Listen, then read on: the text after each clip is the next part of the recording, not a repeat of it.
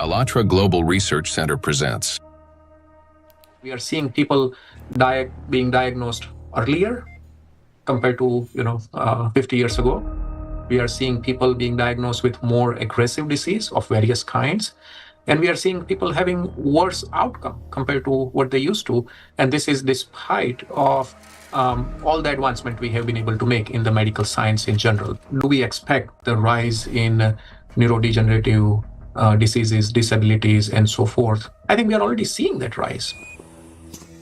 The rise in cancer rates worldwide is absolutely frightening. I think it's very legitimate to call it an epidemic.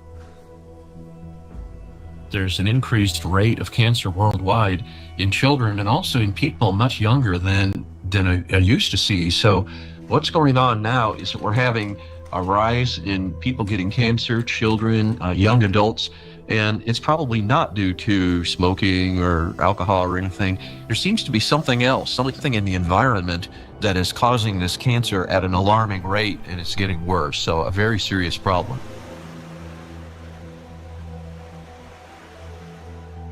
Diseases are emerging early in life. Today's generation is getting sick at ages when their parents were still healthy. And what's worse is that they're often battling not just one, but multiple chronic diseases simultaneously. How can this be happening despite all the advances in modern medicine? What if behind this rapid global decline in human health, there lies a hidden factor, one that we've overlooked all along? Nanoplastics, a threat to life. We're talking about microplastics, tiny particles that can't be seen with the naked eye. They're much thinner than a human hair, extremely fine. From the molecular level to the scale of entire ecosystems, understanding microplastics is crucial for protecting the biosphere and public health. I was also surprised that it took so long, to people to recognize that's a problem, because this plastic production increased super high in the 1950s, and we have now, I guess, something between 400 and 500 million tons of plastic production every year, and this keeps accumulating, and in all our ecosystems. So it's not only affecting the human life, but the whole ecosystem. So it's every individual, every plant, even bacteria. They take them up. So that's something which we have to take into account. The fact that it now pervades from our deepest ocean to our highest mountain, that it's present in more or less every living sample that scientists have looked at, and in some populations in considerable proportions, and that it's now pervading, our food, drink, and the air we breathe, to me, is quite concerning. The science has clearly, without a doubt, shown that these chemicals, these particles are very harmful for us in various ways, not just one organ system, but all organ systems are affected. Plastic symbolizes progress, a triumph of human ingenuity, a material that is light, strong, and built to last forever. Yet, as humanity, we miss something crucial. We fail to notice how the very material created to improve our lives began instead to endanger them. Unfortunately, people often underestimate the true threat posed by plastics. Many think of it merely as an environmental problem. Bottles scattered on beaches, debris floating across the sea. And yes, these do pollute our planet. But large plastic pieces alone cannot destroy the entire biosphere, including humanity, unlike the microscopic particles they eventually become. This plastic bottle, in this form, it poses no immediate danger. But everything changes once this solid object disintegrates into masses of microscopic fragments. If this half-liter bottle were broken down into plastic particles just 1 micrometer in size, it would create roughly 10 trillion of them. And if all those particles were to penetrate the cells of a human body at once, this single bottle, in the form of nanoparticles, would destroy a person within minutes. Micro and nanoplastics are a threat to life itself. And by life, we mean not only human existence, but the very survival of the entire biosphere. Scientists are sounding the alarm that even today, exposure to these particles is leading to deterioration of health, as well as physical and cognitive decline across humankind. A growing body of research links micro and nanoplastics to the development of diseases, genetic mutations, and the rise of antibiotic resistance. Some researchers even associate tiny plastics with climate anomalies, natural disasters, an increase in seismic activity as trillions of microscopic particles interact with the environment. Over time, they could create uninhabitable zones across our planet. And all of this begins with a simple chain reaction. When plastic, like this very plastic bottle, breaks down into micro and nanoplastics. This documentary is a result of a large-scale investigation. We've examined hundreds of scientific studies and thousands of facts to answer key questions, like why are plastics so particularly dangerous?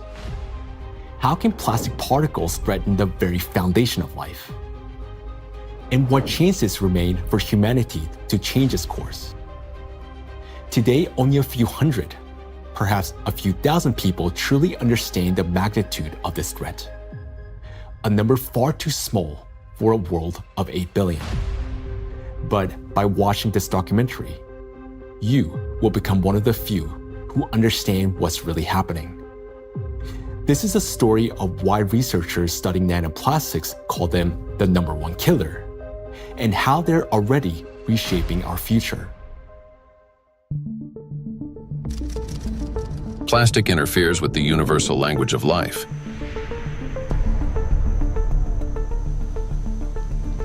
We are living in an era when life on Earth is disappearing faster than ever since the age of the dinosaurs. Currently, the extinction rate of species is 1,000 times higher than the natural extinction rates, making our time one of the most devastating periods in all of history in terms of biodiversity loss. The 6th mass extinction is already underway. The modern world is plunging into a biological collapse, like the ones in the past that wiped out up to 90% of all living creatures on the planet. While past global catastrophes were driven by volcanic eruptions or meteor impacts, today a new factor has joined these forces of nature, an invisible enemy created by humans, capable of destroying all life. Plastics are everywhere.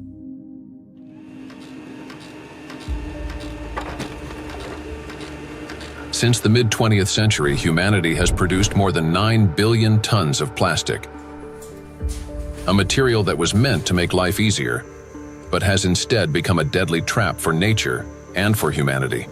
It is well established that most plastic is never recycled. Professor Antonio Ragusa, an Italian obstetrician gynecologist and researcher who first identified microplastic in the human placenta, explains how it continues its journey through the biosphere. Of the millions and millions of tons of plastic we produce, less than 10% gets recycled. More than 90% is dumped into the environment. And when plastic gets dumped into the environment, it slowly breaks down into smaller and smaller particles, eventually becoming very small, microplastics, or even tiny nanoplastics. These particles travel down rivers, reach the seas, spread throughout the oceans, and enter the fish we later eat, so they end up back inside us. The problem of microplastics has long been observed in ecosystems across the globe. Professor Sedat Gündoğdu of Çukurova University in Turkey, founder of a research group on microplastics and expert in marine biology and Mediterranean microplastic contamination, speaks about this growing concern. I'm working on fish biology mostly. I was working on fish biology since 2016. During my PhD study, I recognized that all the sampling location that we work for biodiversity fully polluted with plastics, not only microplastics, because first we realized that the main problem is plastic itself. Today we are accustomed to hearing the word microplastic. But there was a time when this term simply didn't exist.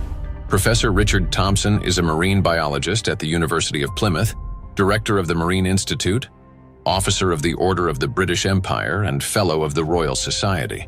In his work, he was the first to describe microscopic plastic particles in the marine environment, laying the foundation for an entirely new field of research. When I started to teach, I set the challenge to some of my students. They went out onto the shoreline, they collected samples of sand, and we started to look at them under the microscope. And from the very first samples, we could see pieces that did not look like sand grains, brightly colored pieces, red and blue.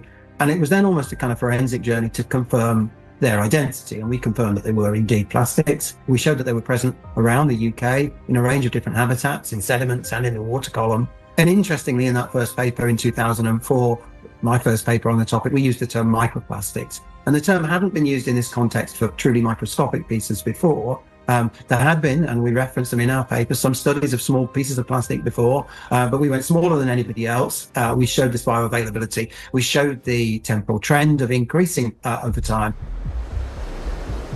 The ocean is the main reservoir of plastic accumulation.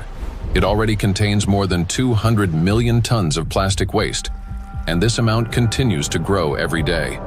It is important to understand that plastic does not disappear.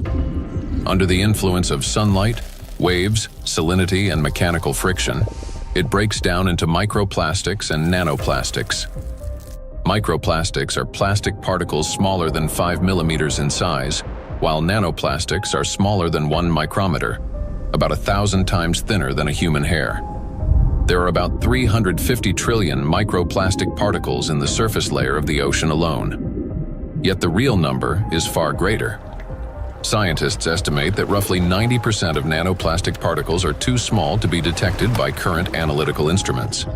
As water evaporates from the surface of oceans and other bodies of water, microplastic particles rise into the atmosphere together with the water vapor. Dr. Dusan Materic, an environmental analyst at the Helmholtz Center for Environmental Research, Germany, leads a research group dedicated to the study of nanoplastics. Dr. Materic investigates atmospheric nanoplastics at the Sonnenblick Observatory in Austria, the oldest high-altitude research station in Europe.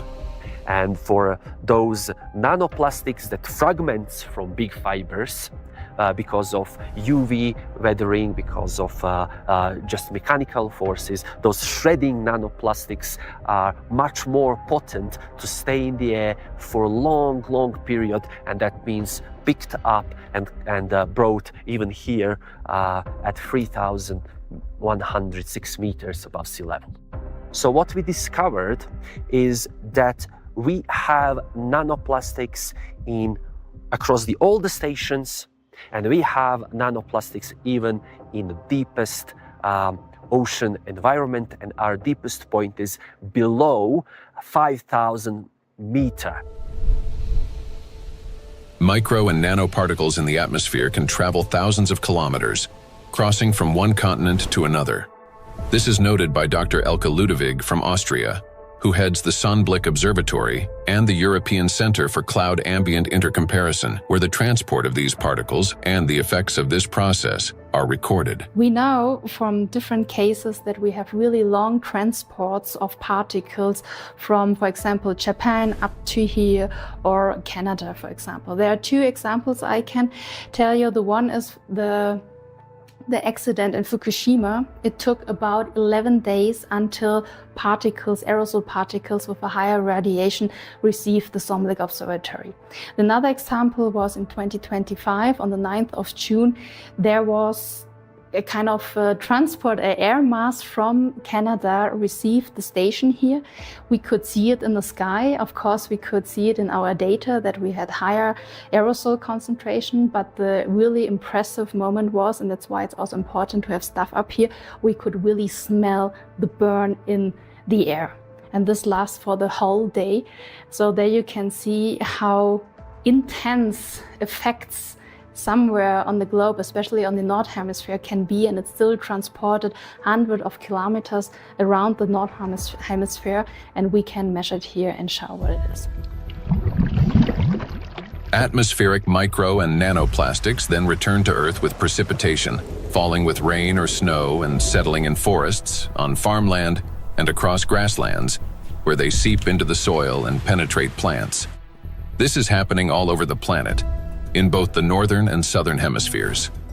Liliana Cáceres Sanchez, MSc in Science, Technology and Health, a biologist specializing in ecotoxicology and environmental protection, and a researcher at the Center for Research in Exact Sciences and Engineering at the Bolivian Catholic University San Pablo, notes that microplastics are present in natural environments, in living organisms, and in food products. In recent years, we've conducted analyses of soil, air, and both surface and groundwater in Cochabamba. We have also examined lakes and lagoons, and in all of these samples, we have found microplastics. The fact that we found microplastics even in areas with no human presence suggests that microplastic particles are actively moving through the environment. In addition, we identified their presence in food and in living organisms. We detected microplastics in milk and other pasteurized products such as yogurt. They were also found in wild animals, for example, in the Titicaca water frog and in fish from a lake near Cochabamba called Angostura. These findings confirm that microplastics have already become part of our food chain and ecological chain. Due to microplastic pollution, 1 in 10 grains of the world's 3 main food crops, rice, wheat, and corn, may die before harvest. In addition, researchers from the University of Catania have found high concentrations of microplastic particles in apples, pears, carrots, potatoes, lettuce, and broccoli. Overall, apples and carrots contained the highest levels of contamination, and fruits were found to have more plastic particles than vegetables. On dairy farms in several countries, microplastic particles have been found in samples of hay and other types of cattle feed. The presence of microplastics has also been confirmed in the milk and meat of cows and sheep, as well as in the lung tissue of pigs and in the stomachs and intestines of domestic ducks. This means that plastic has now become inseparable from livestock farming. Scientists from the University of Newcastle in Australia estimate that the average person today consumes around 250 grams of plastic per year through food, the weight equivalent of 50 plastic bags. Moreover, humans inhale micro and nanoplastics. According to studies, an adult can inhale up to 106,000 microplastic particles during a 2-hour walk in a large city. And in areas near bodies of water, that number significantly increases. We encounter micro and nanoplastic every day when we brush our teeth, take a shower, eat, run errands, go for a walk, wear our clothes, use household appliances, or take medications, and when we are working on a computer, riding public transport, drinking coffee on the go, shopping in a supermarket, or relaxing outdoors. Micro and nanoplastics are everywhere, and we barely notice how deeply these particles have become embedded in our everyday lives today. There are 3 ways plastic gets into the body: through inhalation, through the skin, and through food. And what happens next? It enters the bloodstream. Until fairly recently, about 15 years ago, people thought plastic was inert. And in fact, if you look at these plastic pellets, not microplastics but larger macroplastics, even if you put them in water, they just sit there quietly. It seems like they don't interfere much with the environment. But once they break down into micro and nanoplastics, they get into the human body through those 3 pathways, enter the bloodstream, and from there reach all the parenchymal tissues, that is, the organs, kidneys, liver, heart, arteries, veins, placenta, breast milk. Micro and nanoplastics have already become an inseparable part of the human body. They accumulate in the tissues of the intestines, heart muscles, and in the endocrine and reproductive organs, disrupting their functions. There isn't a single place in the human body they cannot penetrate. Studies show that the highest concentrations of nanoplastic have been found precisely in human brain tissue. Professor Lucas Kenner, a pathologist, cancer researcher, director of the Christian Doppler Laboratory for Applied Metabolomics, and scientific director of the Micro-1 project studying microplastic and its effects on health, explains how micro and nanoplastic particles can evade the body's defense mechanisms and reach the brain within just a few hours. And we found out that particles which are in the bloodstream and cover themselves with cholesterol molecules, they easily can enter the blood-brain barrier, which is a very strict body barrier and protects the brain from toxic outside or even therapeutic substances. So it's, it's difficult, for instance, to treat brain tumors because the blood-brain barrier is so strict also for medications. But particles can enter quickly because they cover themselves with molecules will help them enter the blood-brain barrier. And this is for me, it was really very striking to see that, that these particles in 2 hours after we give them an oral gavage, they're already in the brain. Scientists at the University of New Mexico have found that in every gram of brain tissue in middle-aged individuals, there are about 4,900 micrograms of plastic. This means that today, around 0.5% of the human brain is composed of plastic. Simple calculations show that the human brain contains on average around 7 grams of plastic, roughly the weight of a plastic teaspoon. And such a teaspoon is already inside the human head. It is well known that micro and nanoplastics are dangerous because of toxic chemical additives they contain, such as phthalates and bisphenols. Treating diseases associated with just 3 chemicals of the most toxic additives found in plastics costs humanity $1.5 trillion a year. But this is only the tip of the iceberg, as overall more than 16,000 chemical compounds are used in the production of various types of plastics, each carrying its own potential risks to human health. Yet there is another factor, one far more dangerous and still vastly underestimated, in how nanoplastics affect the human body. It is precisely this factor that allows nanoplastics to easily penetrate the body's protective barriers, and once inside, they are virtually impossible to remove. The destructive impact of plastics at the chemical level has already been examined in another documentary, A Trap for Humanity, part of which focused on the toxic additives in plastics and their devastating effects for human health. Now, the dangers from chemicals are, of course, the most visible and widely discussed part of the problem. But as our investigation continued, we realized that the true danger of plastics lie beyond the chemistry, extending much deeper into the realm of physics. To understand why plastic particles are so dangerous, we must first understand their unique physical properties. Unique properties of plastic.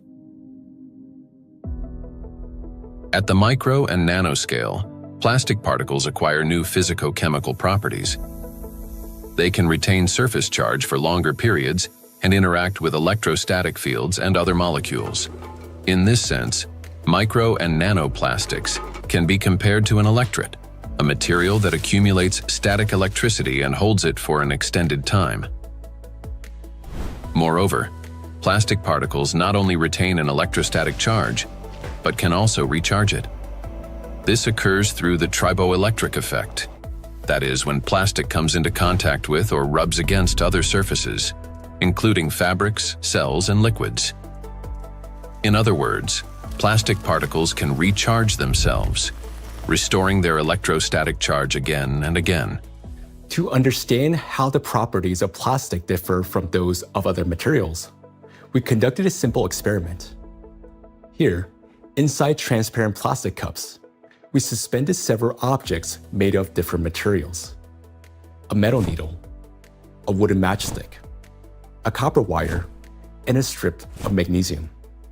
Now, while these objects remained motionless when a plastic rod was brought close, everything changed dramatically when we rubbed the plastic rod against the wall. That is, all the suspended object began swinging and moved toward the rod. So, what caused this reaction? The answer lies in the electrostatic charge that formed on the plastic surface. For example, a wooden rod, unlike plastic, cannot hold such a charge. even after rubbing it with wool. The material caused no movement. The same was true for metal scissors, which showed no effect until the material touched a magnet. Only then did the metal needle respond. So this experiment clearly shows how material responds differently to electric and magnetic fields. Now, plastic stands out among other materials because it can not only accumulate, but also retain electrostatic charge for a prolonged period. This is distinct from wood, which quickly dissipates charge because of its moisture content, and therefore has little effect on other nearby objects. It's a dielectric material. Metals, on the other hand, do not hold charge but quickly redistributes it across their surface. They're conductors. Magnets, meanwhile, create magnetic rather than electric fields and thus cannot attract electrically neutral objects in the way a charged plastic can. So this is what makes electrostatically charged plastic so dangerous. It is an invisible force capable of changing everything around it. Once charged, plastic can attract even neutral particles, disrupting many natural physical processes. And as plastics breaks down into smaller fragments, micro and nanoplastics, it doesn't lose its properties. In fact, the impact of plastic on the environment and living organisms only intensifies as the particles become smaller. It's the charge that makes plastic especially dangerous to all life on our planet. Therefore, plastic cannot be regarded as passive waste. It is an active, electrically charged material capable of interacting with nearly all substances on Earth, from atmospheric particles to living cells.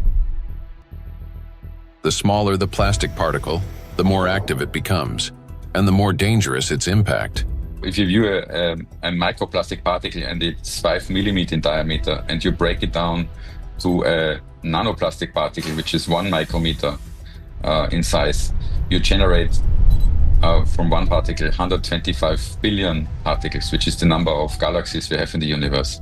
And the surface of these particles is 5,000 times larger than the 5 millimeter particle. So this just exemplifies how big an issue the breakdown of those plastic particles in even and all the time smaller particles.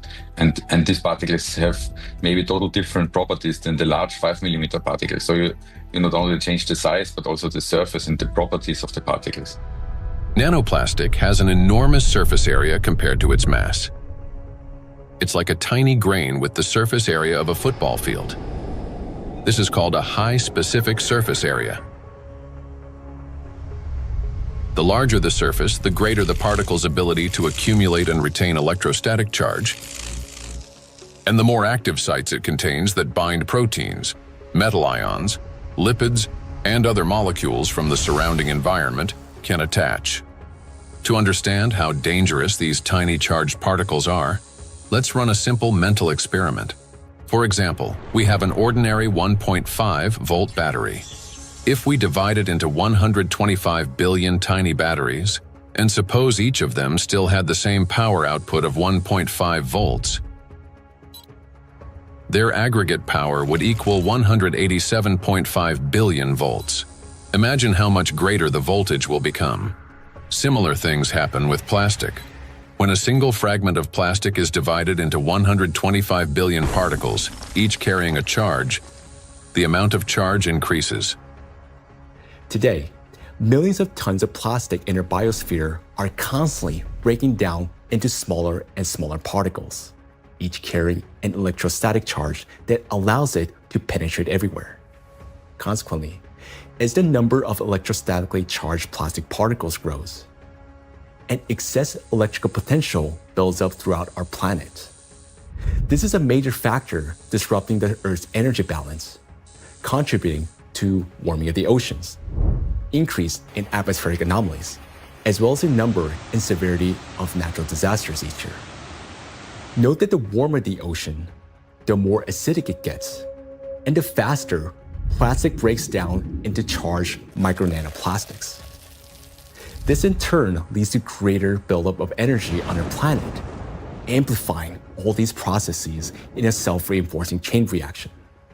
In addition, the smaller the particle, the more easily it penetrates the protective barrier of living organisms, including humans, triggering various chronic diseases and killing millions of people. We'll explore all of this in detail. In other words, plastic fragmentation does not make it safer. On the contrary, it transforms it into nanoparticles that readily penetrate living organisms. We know so far that compared to microplastics, nanoplastics can pass through the cell membranes much easily. That means that they can go to our bloodstream, not just us animals as well, and they can be carried to certain organs, deposited there, hard to be excreted back and things like that. This is why nanoplastic is far more dangerous than microplastic, as its capacity to accumulate electrostatic charge is significantly greater. Due to their electrolyte behavior and small size, plastics do not remain inert particles. They become charged and transform into trillions of micro and nano killers. It is through this charge that tiny plastics can penetrate deep into the living tissues and even destroy them. Today, these particles are everywhere, and they're already interfering with the delicate electrical processes in nature. Now, we often think of electricity as something artificial, confined to light bulbs, batteries, and wires. But in reality, electrical impulses are the very language of life. That is, they enable the entire biosphere to function. And it is precisely these natural processes that electrostatically charged micro and nanoplastics are now disrupting. Universal language of nature.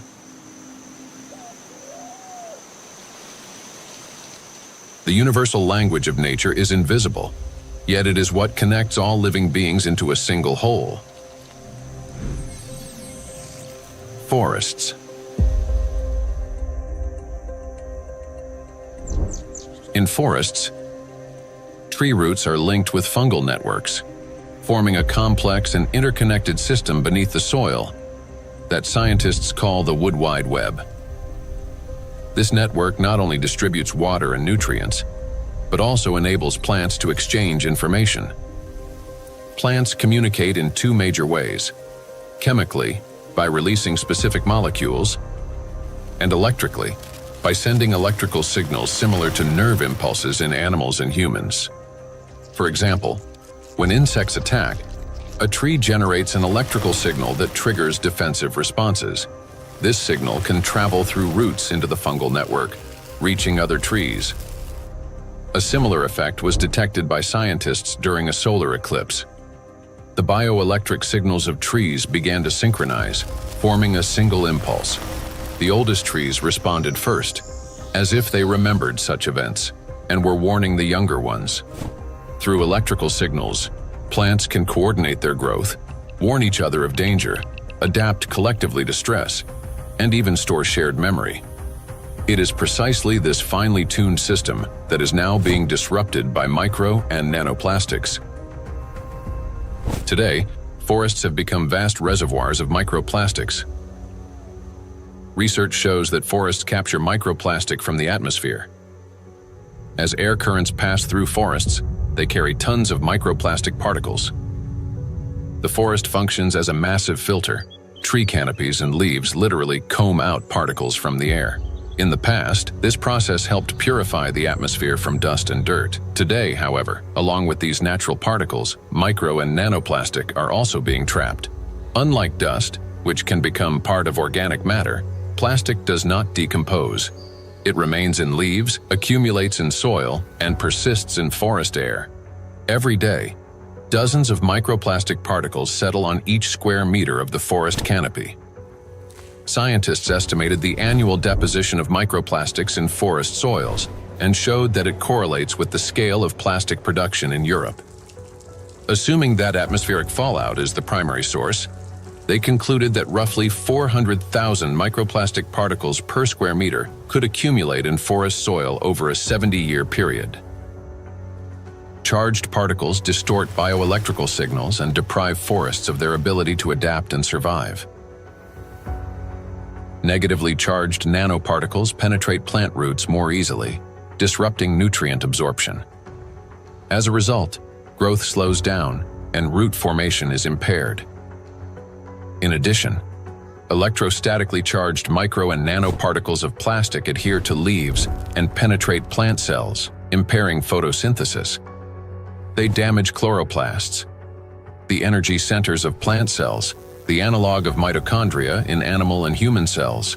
Prolonged exposure to micro and nanoplastics reduces the ability of plants to produce oxygen. Some of the world's forests, such as the eastern forests of the Amazon, are already emitting more carbon dioxide than they produce oxygen. Animals. Micro and nanoplastics can penetrate the brains of animals. Electrostatically charged plastic particles damage brain cells and disrupt the transmission of nerve impulses. This causes malfunctions in the nervous system, from reduced vision, hearing, and smell to impaired motor coordination. As a result, animals struggle to navigate, find food, avoid danger, and to communicate with one another. And all of this greatly reduces their chances of survival. These effects mirror the early signs of neurodegenerative diseases in humans. According to the Worldwide Fund for Nature, over the past 50 years, the global population of wild animals has declined by nearly 70%. People can't even protect those they've taken responsibility for. Household pets are also poisoned by micro and nanoplastics. Pet food contains PET, the same plastic used to make bottles. Moreover, microplastic particles have been found in the tissues of cats and dogs. Scientists analyzed tissue samples from 49 animals, 24 cats and 25 dogs, that had died of natural causes and found that more than 70% of them had microplastics present in multiple organs.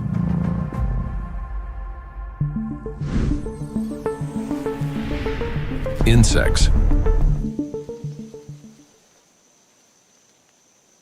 The rate of insect extinction is 8 times higher than that of mammals, birds, or reptiles. The crisis is especially severe for pollinators, bees, whose role in ecosystems and agriculture is critical. Wild and domesticated bees pollinate 75% of agricultural crops and 90% of wild flowering plants. More than 30% of the world's food production depends on bees. Today, populations of honeybees and wild bees are declining rapidly. If this trend continues, half of all bee populations may disappear within the next decade. The disappearance of bees means the loss of the link that connects plants and food, nature, and humanity. Studies by Indian researchers have identified a correlation between microplastic pollution and declining populations of insects. Bees interact with their environment through electrical impulses. They navigate not only by scent, color, and flower shape, but also, remarkably, by sensing a flower's electric field. When a bee approaches a flower, they communicate through the electrical field. As bees fly, friction with the air gives their bodies a positive charge, while flowers, being grounded, carry a negative charge.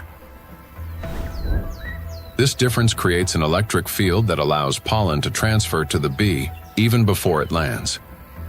Experiments have shown that bees can distinguish flowers by their electric fields, associate specific electrical signals with the presence of nectar, and even determine a flower's freshness by the strength of its residual charge. After a flower has been visited, its electric field weakens, and other bees can read the signal that the flower contains less nectar. Moreover, the bee's own electric charge can stimulate a plant to release fragrance, attracting even more pollinators. Thus, an entire electrical communication system operates between bees and flowers. The electrostatic charge carried by micro and nanoplastics distorts these electrical impulses, affecting the bee's brain and nervous system. As a result, bees can no longer recognize flowers, locate nectar, find its way home, or identify members of their colony. Even the smallest doses of microplastics can be lethal to bees. Bees are covered in sensitive hairs and constantly interact with their environment, allowing plastic particles to settle on their bodies and easily penetrate them. One of the leading experts studying the impact of microplastics on insects is Professor David Baraki, PhD in ecology and animal ethology, biologist, and head of the Cognitive and Behavioral Ecology Lab, B-Lab, at the University of Florence. We already know from our studies and studies from other colleagues that, for instance, the microplastic can affect the gut microbiome. So if they feed with microplastics, this can generate dysbiosis, or the microbiota can be affected. In the same way, we found that it can affect the immune response. So both honeybees and bumblebees have a kind of immune depression, so they are not any longer able to fight infections. And they can also show altered behavior. So, for instance, again, learning and memory is affected. Polyethylene doesn't seem to harm too much honeybees, and polyestyrene had a strong impact not only on survival but also on learning and memory. So in our experiment, we really found that this polymer, concentration that we probably can find in environment, can actually impair memory formation and memory retrieval. And this is, of course, alarming because for honeybees, it's, as I said, it's very, very important to have a good learning and memory capabilities. When microplastics enter a bee's body through food or air, they damage the intestine, disrupt metabolism and reproductive function, weaken the immune system, and alter their behavior, even to the point of losing the ability to navigate.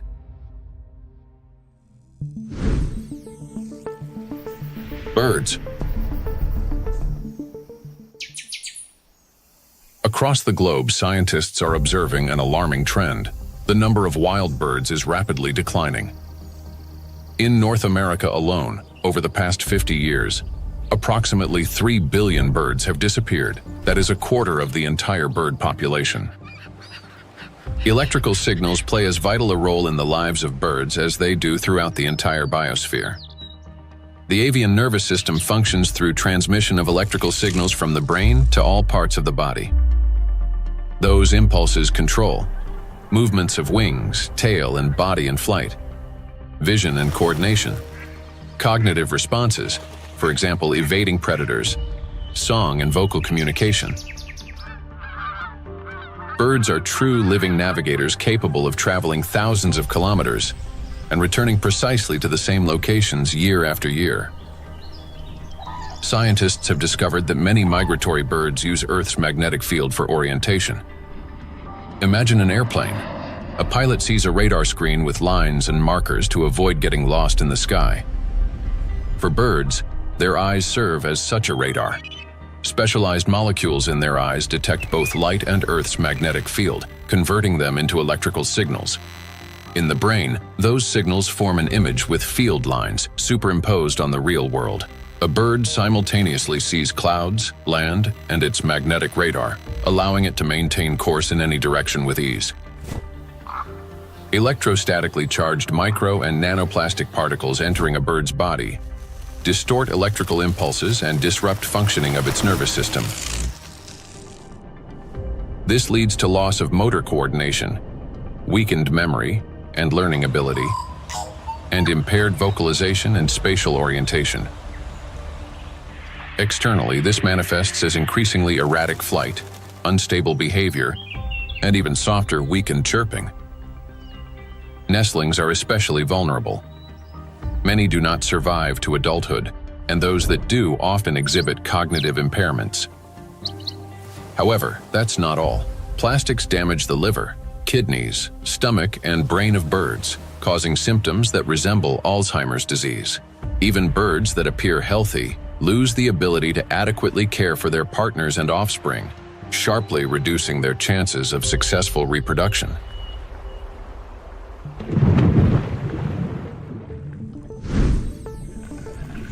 Marine life.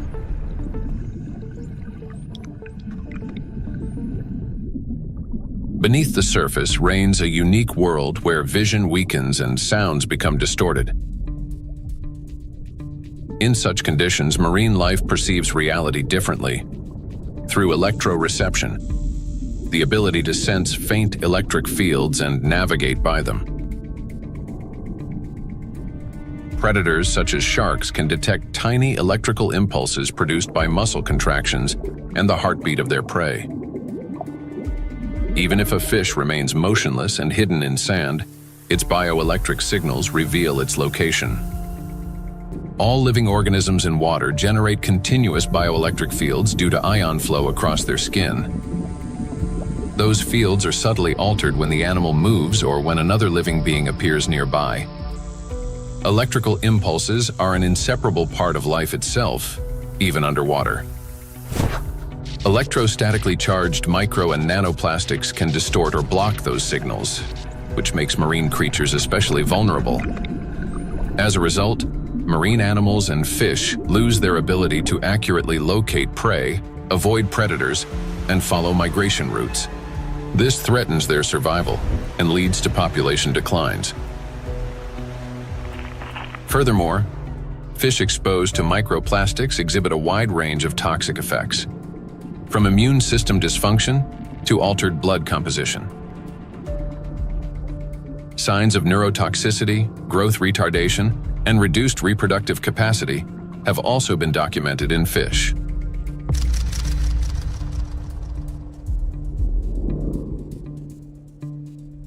All processes in the biosphere rely on extremely subtle electrical impulses.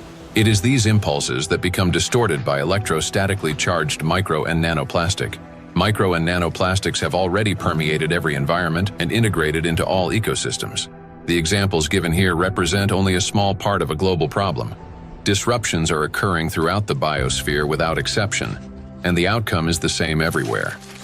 Distortion of signal transmission, breakdown of biological connections, malfunction of living systems, and ultimately, the death of life itself.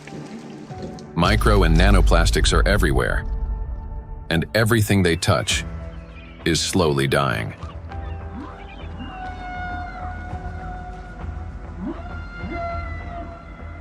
Charged micro and nanoplastics disturb the natural biological impulses that form the very foundation of life.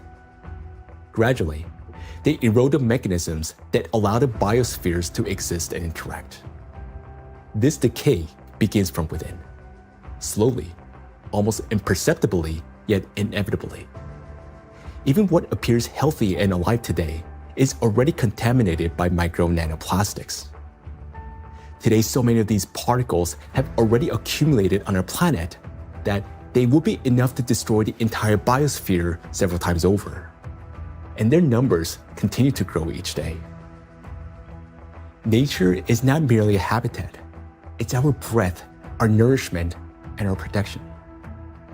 Humanity can survive without technology, but not without air, water, and living organisms. When life on Earth dies, humanity dies with it. The truth is that we do not exist separately from nature, no matter how much we try to convince ourselves otherwise. We're part of it. So you have probably guessed who we're going to talk about next. Yes, about us. Impulse of life. For humans, just like for all living beings in the biosphere, electrical signals are the pulse of life. The human body is, quite literally, an electrical system. The brain thinks with the help of electrical impulses. The heart beats because cells transmit electrical signals to one another, and muscles contract when they receive signals from the nervous system. Neurons play a key role in coordinating all body functions by generating and transmitting electrical impulses. How an electrical impulse is generated in neurons. Every neuron has a membrane with the so-called gates, ion channels. When a signal needs to be transmitted, some of these gates open, and ions begin moving quickly into or out of the cell. This flow of ions changes the membrane's electrical charge, creating an electrical impulse. The impulse travels along the neuron and transmits information further to other cells. How you communicate, whether you interrupt, speak quickly and emotionally, or on the contrary, whether you're apathetic. How you scroll through a news feed on your phone, whether you rush or move slowly, depends largely on the balance of ions. When this balance is disrupted, a person can become overly irritable, or, on the contrary, sluggish. Every movement and reaction of our body is based on electrical impulses in neurons and other cells. For example, if you accidentally touch a hot object, nerve fibers instantly transmit a signal to the brain, which commands the muscles. Pull your hand away. Without electrical impulses, the body wouldn't be able to maintain a stable internal state, homeostasis. Even the immune system cannot function without electrical impulses. The speed and strength of every immune cell's response depend directly on the quality of impulse transmission. Emotions and thoughts are also the language of electrical impulses. When you feel joy, sadness, excitement, love, or recall a memory, tiny electrical sparks run between neurons. They're like messages between friends. One neuron writes, another reads, and passes it on. Through these chains, thoughts, emotions, and decisions are born. When you learn something new, that too is the work of electrical impulses. They create new neural connections, as if paving little pathways in the brain that make it easier for impulses to travel later on. Even at the very beginning of life, when a sperm cell fertilizes an egg, an extraordinary phenomenon occurs. This contact triggers a cascade of biochemical reactions, including the release of billions of zinc ions. This impulse acts like a start button that activates the egg and initiates the very process from which the future embryo begins to develop. We rarely think of ourselves as electrical systems, yet that's exactly how our bodies function. Nature created a perfect design in which countless vital processes and interactions occur through electrical impulses. But there was one thing that nature could not have foreseen: that humans would create an enemy capable of infiltrating and disrupting this perfect mechanism. In studying micro and nanoplastics, we discovered that their most dangerous weapon is invisible. It is the electrostatic charge that these particles accumulate and retain. This charge begins to destroy us from within, starting from the very foundation of life, the cell. Inside the cell, charged nanoplastics cause the greatest harm. They disrupt communications between the cells, trigger self-destruction programs, and deprive cells of their ability to generate energy for sustaining life. The question is, how do plastics do this? How do micro and nanoplastics damage the body's cells? Disruption of interactions between neurons. Electrostatic charge and extremely small size allow nanoplastic particles to penetrate inside human cells. The impact of nanoplastics on cell function can be clearly traced in neurons, cells of the nervous system, as their function is directly linked to the generation and transmission of electrical signals. Valérie Etkin, Doctor of Physical and Mathematical Sciences and member of the European Academy of Natural Sciences, emphasizes that the impact of nanoplastics on nerve cells manifests at the most fundamental levels. Nanoplastics significantly influence the generation and transmission of neural impulses through multiple mechanisms that disrupt ion transport and the electrical activity of neurons responsible for transmitting nerve signals in the body. Each neuron functions like a miniature battery. It constantly maintains a difference in electrical charge between the inside and outside of its membrane. This enables the neuron to be ready to transmit a signal at the right moment. Charged nanoplastic disturbs this delicate balance, making the cell behave unpredictably. A neuron may activate prematurely, like a light flickering on without command, or conversely, fail to transmit a signal when needed. Such interference disrupts the operation of entire neural networks, like a city experiencing power outages, where neighborhoods go dark one after another, leading to a blackout. In addition, as shown by research conducted by Chinese scientists from Southern Medical University in Guangzhou, nanoplastic interferes with the operation of ion channels. Nanoplastic carrying an electrostatic charge can interact with these channels and alter their structure. As a result, the gates may fail to open or remain open for too long. This also disturbs normal signal transmission throughout the nervous system. When electrostatic interactions occur with charged membrane lipids, they cause a redistribution of charged lipids and proteins within the membrane, which leads to impaired functionality of these lipid membranes. This results in localized changes in ion concentration and the formation of ion concentration gradients around charged particles. The function of ion pumps, which are essential for maintaining ion balance, becomes disrupted. Ion pumps are mechanisms that move substances against their concentration gradients, a process known as active transport. When these processes become unbalanced, they accumulate energy that can later be used by biological systems to perform work. And so, the work of these pumps may be disrupted, yet it's one of the core mechanisms underlying biological activity. Signal transmission between neurons is a complex yet remarkably coordinated electrochemical communication process in which special molecules, neurotransmitters, play a crucial role. These molecules act as couriers, transferring information from one neuron to another in a strictly ordered manner. Nanoplastic particles carrying an electrostatic charge can interfere with the release of neurotransmitters or trigger their discharge without proper signaling. As a result, chaotic and false signals emerge in the brain, as if the nervous system can no longer distinguish what messages to send, when to send them, or where they should go. Any disruption in communication between neurons inevitably affects our mental state. If you find yourself becoming forgetful or absent-minded, if you have difficulty concentrating or remembering even simple things, it may be a sign that the degradation of neural connections has already begun. Nanoplastics not only interfere with communications between neurons, but they also penetrate directly into cells and even trigger their self-destruction. Cells start the process of self-destruction. Each cell continuously produces specific molecules known as reactive oxygen species. These molecules participate in processes of growth, division, and programmed cell death. Under normal conditions, their levels are regulated by the cell's defense system, antioxidants, acting as cleaners. Antioxidants rapidly neutralize excess reactive oxygen species, preventing them from damaging the organism.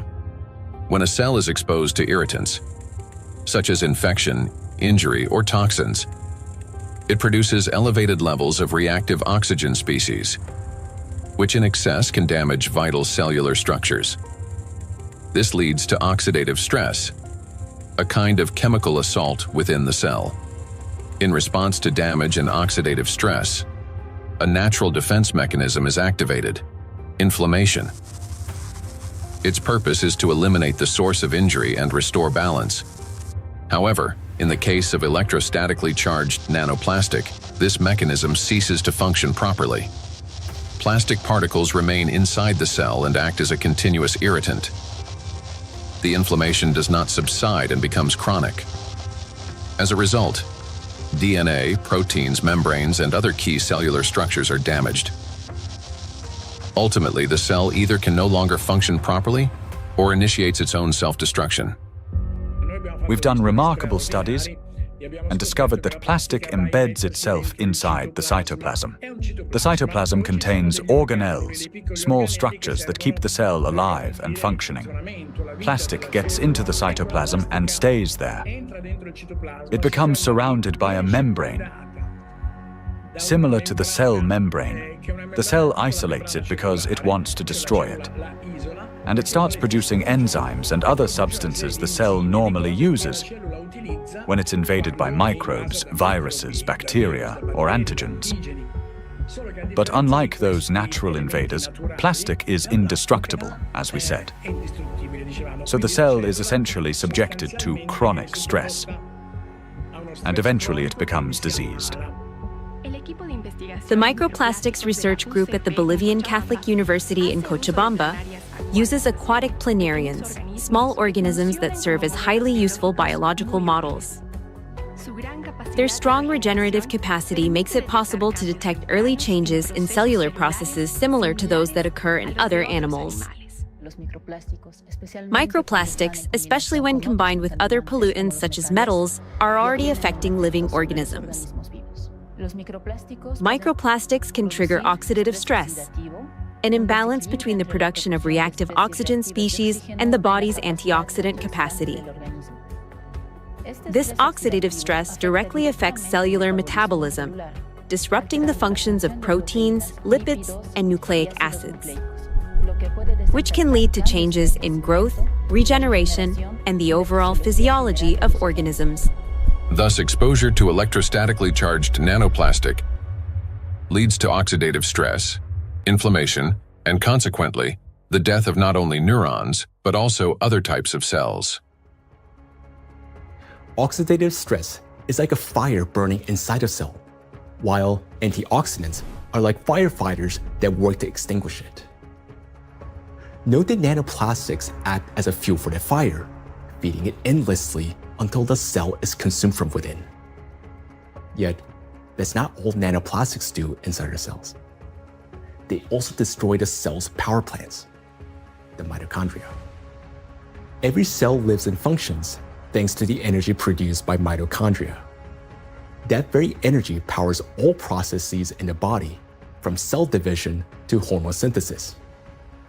Even the electrical impulses that we've been talking about depend on the energy from mitochondria. And it is precisely this vital source of life that charged nanoplastics attack. Cells stop producing energy for life. Recent studies have shown that mitochondria are particularly vulnerable to the effects of nanoplastic. And that's where a cascade of processes leading to aging and disease begins. Scientists from China have discovered that the electrostatic charge and tiny size of nanoplastic particles allow them to penetrate deep into the cell and accumulate even within mitochondria, disrupting their function. Such a condition is known as mitochondrial dysfunction, a state in which mitochondria can no longer perform their essential roles. For comparison, a mitochondrion is approximately the size of a bacterium, while a nanoplastic particle is dozens of times smaller. Dr. Jeffrey Long, a radiation oncologist with many years of clinical experience and an expert on environmental exposures and their impact on human health, explains the destructive intracellular processes triggered by nanoplastic. They can get into the cell and they can damage the critical parts of the cell, particularly mitochondria. Mitochondria in each cell in the human body is sort of the energy machine. It produces the raw stuff that provides energy to the entire rest of the cell. And it is frightening to understand, and increasingly so with increasing scientific studies, that nanoparticles nanoplastics, as they get in, are actually damaging the mitochondria, that energy-producing part of the cell. They're also damaging the part of the cell involved in division and reproduction called DNA. And certainly they can affect other molecules and proteins within the cell. Mitochondria are the cell's energy and signaling center. They regulate metabolism, control cell growth and division, protect against oxidative stress, modulate inflammation and immune responses, and trigger programmed cell death. One of their key functions is cellular respiration, the process by which energy is produced. Energy in the human body is generated as follows. First, proteins, fats, and carbohydrates from food are broken down into simple molecules. These molecules then enter the mitochondria, where electrons are extracted from them. The electrons move along a specialized chain of proteins, much like an electric current passing through wires. This electron flow drives the mitochondrial energy machinery, resulting in the production of ATP, the universal fuel that powers all organs and tissues.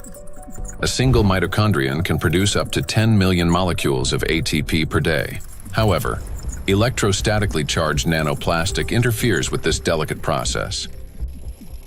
Its particles disrupt movement of electrons and reduce the efficiency of ATP synthesis.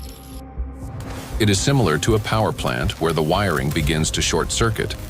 The generator falters, energy output drops, and the entire system starts to fail more quickly. Mitochondria have their own DNA, a set of instructions for energy production. Without it, mitochondria cannot generate energy, and the cell gradually loses its power source and begins to deteriorate. Exposure to nanoplastic causes mutations to accumulate rapidly in mitochondrial DNA, further impairing mitochondrial function. Studies published in 2023 demonstrated that 50 nanometer polystyrene nanoparticles sharply reduce ATP production and increase the number of mutations in mitochondrial DNA. We have studies on this, with dramatic images taken using a scanning electron microscope, as well as a transmission one, where you can actually see plastic destroying the mitochondria, the structures that produce a cell's energy. Chronic exposure to nanoplastic turns cells into a battlefield. Their electrostatic charge prevents mitochondria from carrying out their essential functions, and this disruption marks the beginning of the slow decline of cells, tissues, and organs. We have now seen the key mechanisms by which charged nanoplastic particles damage cells. Each of these processes is destructive on their own, but they also occur simultaneously and amplify one another's effects. This chain reaction unleashes avalanche of damages leading to cell death, and ultimately causing systemic breakdowns and accelerating biological aging. Micro and nanoplastics accelerate aging.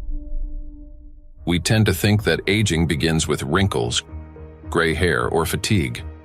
But in reality, it starts deep within the cells, with mitochondrial dysfunction and failures in key biological processes. Over time, damaged and dying cells accumulate, and the body loses its ability to renew itself. Aging is the gradual wear and tear of life's internal mechanisms.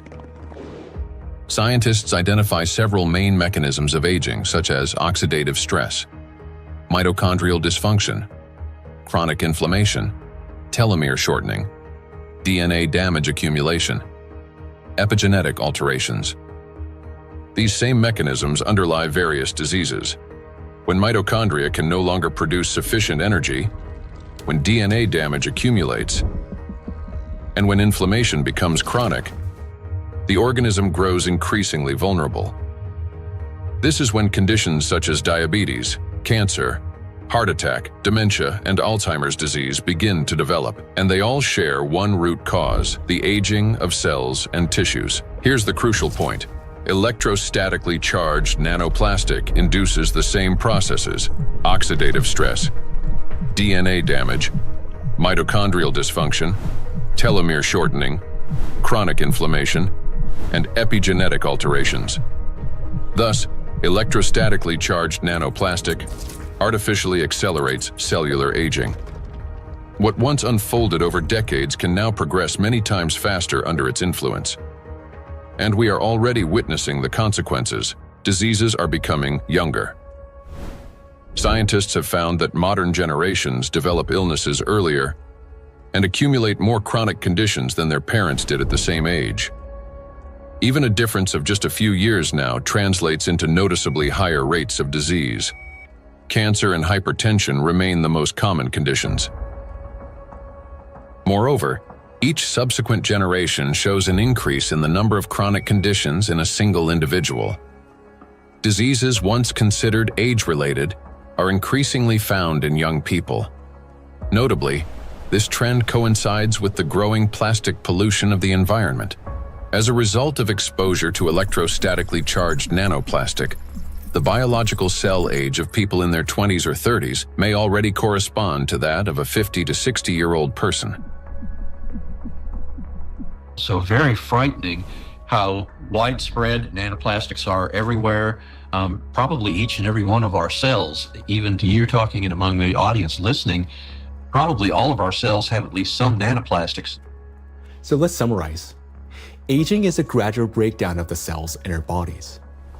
Nanoplastics accelerate this deterioration, and thus the aging itself through all those destructive processes within the cells that we've just talked about. And here lies the crucial point. The same mechanisms that drive aging also underlie many chronic diseases. In other words, micro and nanoplastics not only speed up aging, but also contribute to the development of diseases. Today, micro and nanoplastics are detected in every organ of the human body, and everywhere, in each organ, in each cell. The tiny plastic particles trigger a cascade of internal destruction. Nanoplastics damage cell membranes, disrupt ion channels, induce oxidative stress, disable mitochondria, and provoke genetic mutations. These damages affect all cell types in the same way, whether in the heart, bones, lungs, or elsewhere. Now, we know the answer to the main question that began our investigation. Why and by what mechanism are nanoplastics capable of destroying living systems at the microscopic level? But what does that mean to us, for each of us? What specific diseases arise from such cellular destruction within the human body? The answers lie ahead in the next part of our investigation. Micro and nanoplastics are damaging health. Micro and nanoplastics impact the nervous system. Neurological disorders are the leading cause of physical and cognitive disability worldwide, affecting almost 3.5 billion people. Over the past 30 years, the number of such cases has risen drastically, and scientists project that within the next 2 decades, this figure could double. Since this trend mirrors a surge of plastic pollutions in our environment, it becomes clear why these diseases are becoming more prevalent and why they're increasingly affecting younger population. Now, recall the image of a plastic spoon in the brain. Unfortunately, it doesn't sit there inert or harmless.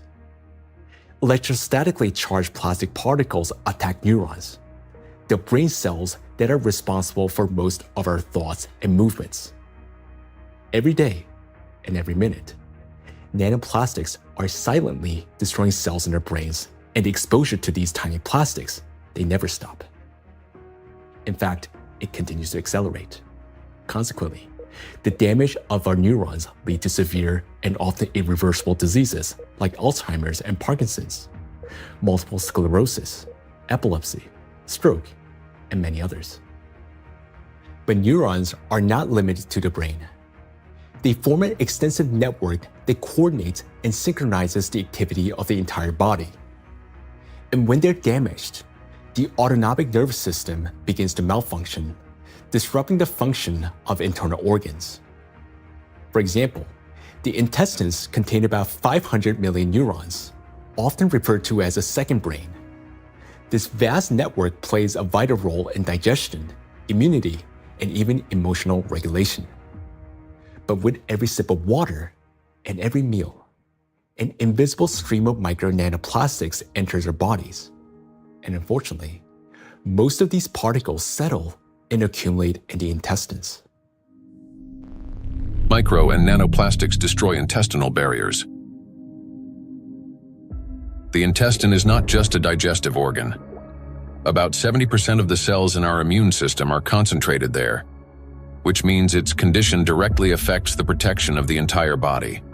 So another study that we provided, showed us we are actually eating plastics, microplastics, because we analyzed 26 human cadaver. We just investigate their intestinal system, their gut content, and we found like between 9 and 10 microplastic per person in their stomach. So this is like a acute exposure. At that time, they exposed that amount of microplastics because, when you eat something, it will pass through your intestinal system. Some of them will remain inside the system. This is what we found. There remain microplastic particles inside the human stomach because grams doesn't give enough information about exposure because the particles behave according to their shape rather than their mass, because the definitive transportation feature of plastics or particles is size, because all the human barriers, the gut barrier, intestinal blood barrier, they are selective for size and the type. If they smaller than certain size, like 100 micron, they can pass through through intestinal system to the blood system. The intestinal barrier works like a filter. It allows useful substances, vitamins, nutrients, to pass through and blocks harmful ones, toxins, microbes, and foreign particles. But this entire well-coordinated system is destroyed by electrostatically charged micro and nanoplastics. It damages the cells lining the intestinal walls and weakens the tight junctions between them, making the intestinal barrier more permeable. Microbes, toxins, and plastic particles begin to penetrate the bloodstream from the intestine. In response, the immune system triggers inflammation. The intestine is also the body's second brain. Its walls contain about 500 million neurons that are directly connected to the central nervous system.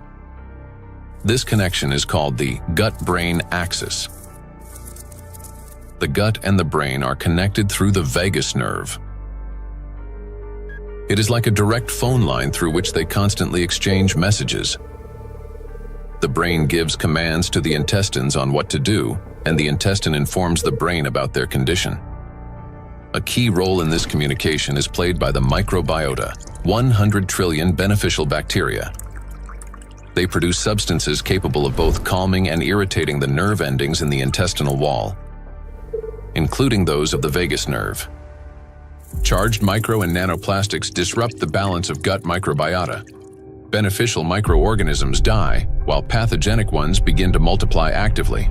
When this happens, the communication between the gut and the brain becomes distorted. When nanoplastics enter the intestine, it triggers a vicious cycle of destruction. The damage that begins in the intestine leads to systemic malfunctions throughout the body. The digestive, immune, nervous, and endocrine systems all suffer. This accelerates the body's aging process and increases the risk of serious diseases such as irritable bowel syndrome and inflammatory bowel diseases, allergies and autoimmune diseases, depression, anxiety and cognitive disorders, obesity and diabetes, cardiovascular diseases, neurodegenerative diseases, such as Alzheimer's and Parkinson's. Micro and nanoplastics destroy immunity. Researchers from the University Medical Center Utrecht discovered that immune cells exposed to nanoplastic die 3 times faster than those that are not. Such accelerated death of immune cells severely weakens immunity and reduces the body's ability to fight infections. This contributes to the spread of inflammatory reactions throughout the body. Scientists from Zhengzhou University and Henan Cancer Hospital in China have found that nanoplastics penetrate even into the bone marrow and the thymus, the organs where blood and immune cells originate and mature. The bone marrow performs 2 key functions. On the one hand, it is a blood cell factory, where red blood cells, white blood cells, and platelets are formed. On the other, stem cells of the bone marrow play a role in regenerating bones, cartilage, muscles, and fat tissue. The impact of nanoplastics on stem cells means damage to the very foundation of regeneration. First, blood formation worsens. Anemia can develop due to a lack of red blood cells. Immunity decreases due to fewer white blood cells. And the risk of bleeding rises because of platelet deficiency. Second, Damage to bone cells makes bones more fragile, increasing the risk of fractures and slowing their recovery. Nanoplastics not only destroy the immune system, but through its electrostatic charge, they also create conditions for the reproduction and resilience of pathogens. A study from the University of Illinois showed that positively charged nanoplastic particles increase physiological stress in gut bacteria such as E. coli, making them more pathogenic. The electrostatic charge plays the decisive role here. It is what increases the pathogenicity of microorganisms. At the same time, nanoplastic particles without electrostatic charge did not cause physiological stress in bacteria, and their danger to humans did not increase.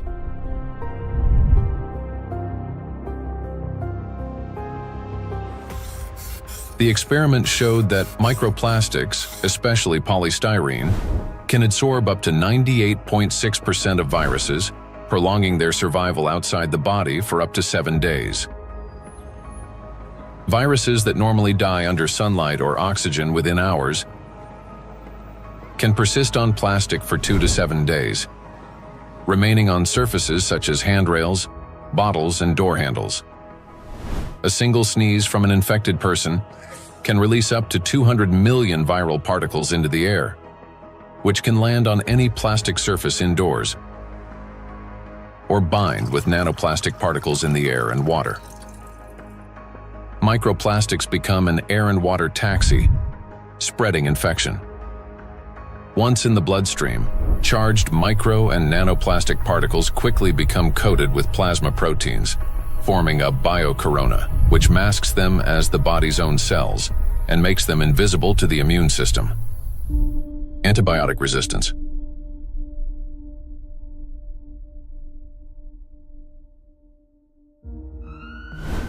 In 2019, antimicrobial resistance was directly responsible for more than 1 million deaths, with nearly 5 million additional deaths linked to related complications. Studies in 2025 show that plastic helps bacteria develop resistance to antibiotics, driving a crisis that medicine is increasingly unable to control. Why? Because plastic is the perfect platform for bacterial growth. On its surface, they easily form biofilms, a dense protective layer shielding bacteria from sunlight, drying out, immune system attacks, and, most importantly, from antibiotics. Just like viruses, bacteria can survive on plastic longer than on other materials, sometimes for 3 days or more. This makes microplastic an efficient carrier of dangerous microbes through water, soil, and food. Paul Dabzak, PhD in water chemistry and microbiology, researcher at Center for Research in Exact Sciences and Engineering at the Bolivian Catholic University San Pablo, notes that the presence of biofilms on microplastics makes them even more dangerous. In the laboratory, we study how microplastics interact with metals and microorganisms. We observe that microplastics can adsorb metals through both physical and chemical sorption processes, and that this ability increases in the presence of bacterial biofilms that develop on the surface of the particles. These interactions depend on the type of plastic and the size of the particles, which alters their electrostatic charges. This causes microplastics to act like a magnet, attracting even more contaminants to their surfaces. In laboratory conditions, researchers from Boston University found that when bacteria come into contact with microplastic, they activate a special metabolic process linked to electron transfer. Simply put, plastic particles can share electrons with bacteria, acting as a kind of power bank for them. This process is called extracellular electron transfer. It gives bacteria extra energy, which first of all, makes them stronger, helps them divide faster, mutate, and build resilient multi-layered biofilms that block antibiotics from penetrating. Secondly, this extra energy directly accelerates antibiotic resistance. What's worse, even after plastic was removed from the experiment, bacteria retained their new properties. They mutated, became more resistant, and continued forming strong biofilms on other surfaces, even without plastic support. This means plastics may accelerate the rise and spread of the so-called superbacteria that are resistant to drug treatment. According to WHO estimates, by 2050, antimicrobial resistance will claim 10 million lives every year. Meanwhile, new antibiotics are being developed far more slowly than bacteria evolve. So think about this. Charged microplastics not only help bacteria to survive, but they also enable them to mutate into superbacteria that are resistant to antibiotics. This discovery reshapes our perspective on plastic pollution because we now understand that the problem is far more alarming than we have previously believed. And each year, the threat of antibiotic resistance is growing. In many countries, standard drugs are already losing their effectiveness, and even common infections are becoming increasingly difficult to treat. If this trend continues, antibiotics could soon become entirely useless. Micro and nanoplastics affect the respiratory system. The inhalation pathway of micro and nanoplastics is especially dangerous because plastic particles carrying an electrostatic charge can reach not only the lungs, but also travel directly into the brain through the olfactory pathway.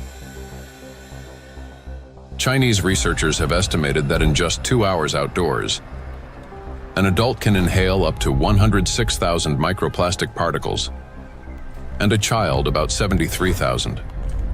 Given the lower body mass of children, the concentration of inhaled microplastics per kilogram is on average 4 times higher in children than in adults. Once inside the respiratory tract, micro and nanoplastic particles carrying an electrostatic charge trigger a chain of destructive reactions in every cell of the bronchi and lungs. They cause oxidative stress and chronic inflammation, leading to severe consequences such as the onset and worsening of bronchial asthma, progression of chronic obstructive pulmonary disease, pulmonary fibrosis, in which healthy lung tissue is replaced by scar tissue, and an increased risk of malignant tumors of the respiratory tract. In a study conducted in 2021, microplastics were found in 13 out of 20 lung tissue samples. In patients with respiratory diseases, particles were found in every sample of throat phlegm. What's more, plastic fibers have been discovered in malignant lung tumors. According to the World Health Organization, lower respiratory tract infections remain the world's deadliest infectious disease and rank among the top 5 leading causes of death. Cancer of the trachea, bronchi, and lungs ranks 6th among the leading causes of death. Micro and nanoplastics disrupt the functioning of the heart and blood vessels. Cardiovascular diseases are the leading cause of death worldwide. Despite tremendous efforts by the scientific community to develop and introduce innovative treatments, both the incidence and mortality from these diseases continue to rise. How do micro and nanoplastics damage the heart and blood vessels? The main thing electrostatically charged nanoplastics do is they destroy the mitochondria inside our cells. The heart is one of the body's most energy-demanding organs, and it's the mitochondria, the energy producers, that give it the power for every single beat. And when mitochondria start to malfunction, the heart literally stalls.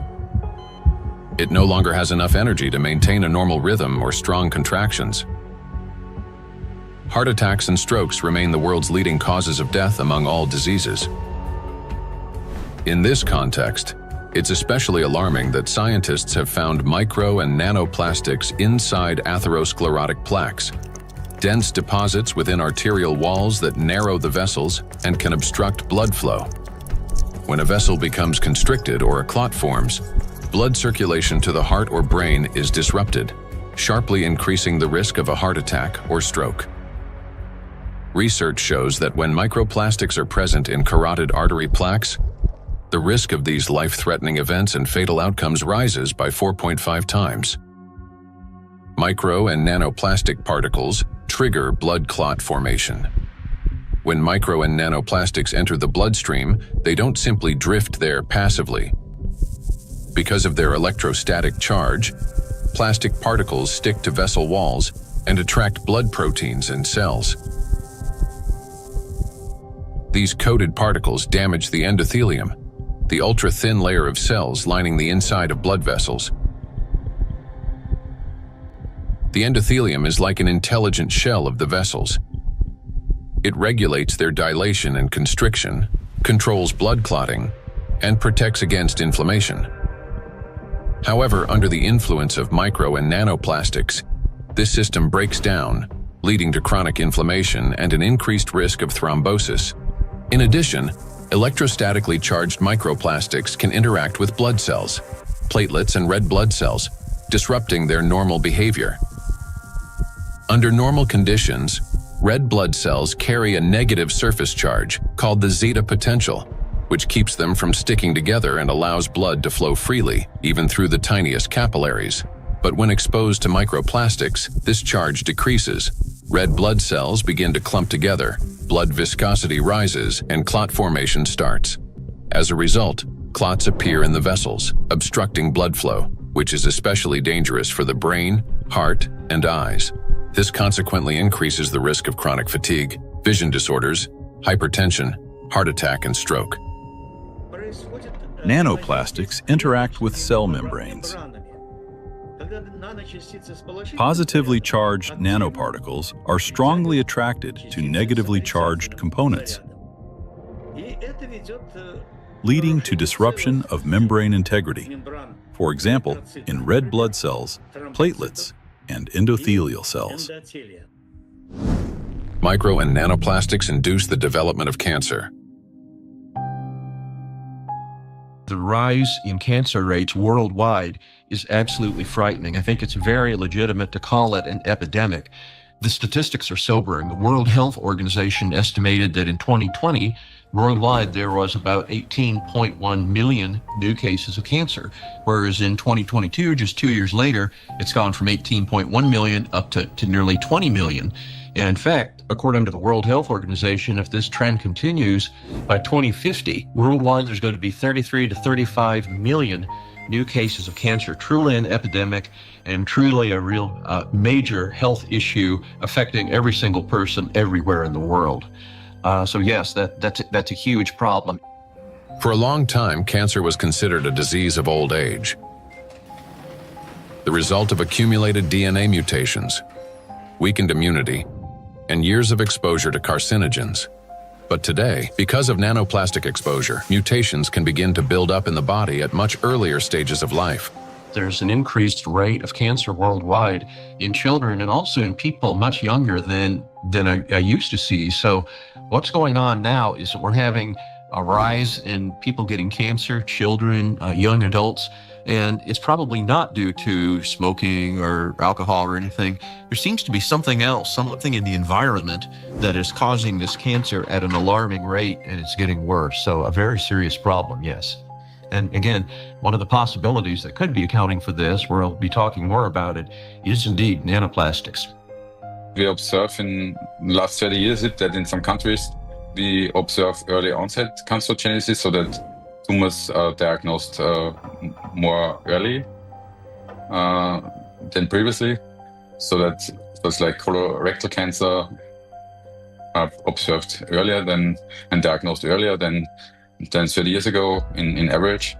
A key role in tumor development may be played by mitochondrial dysfunction, caused by exposure to nanoplastics.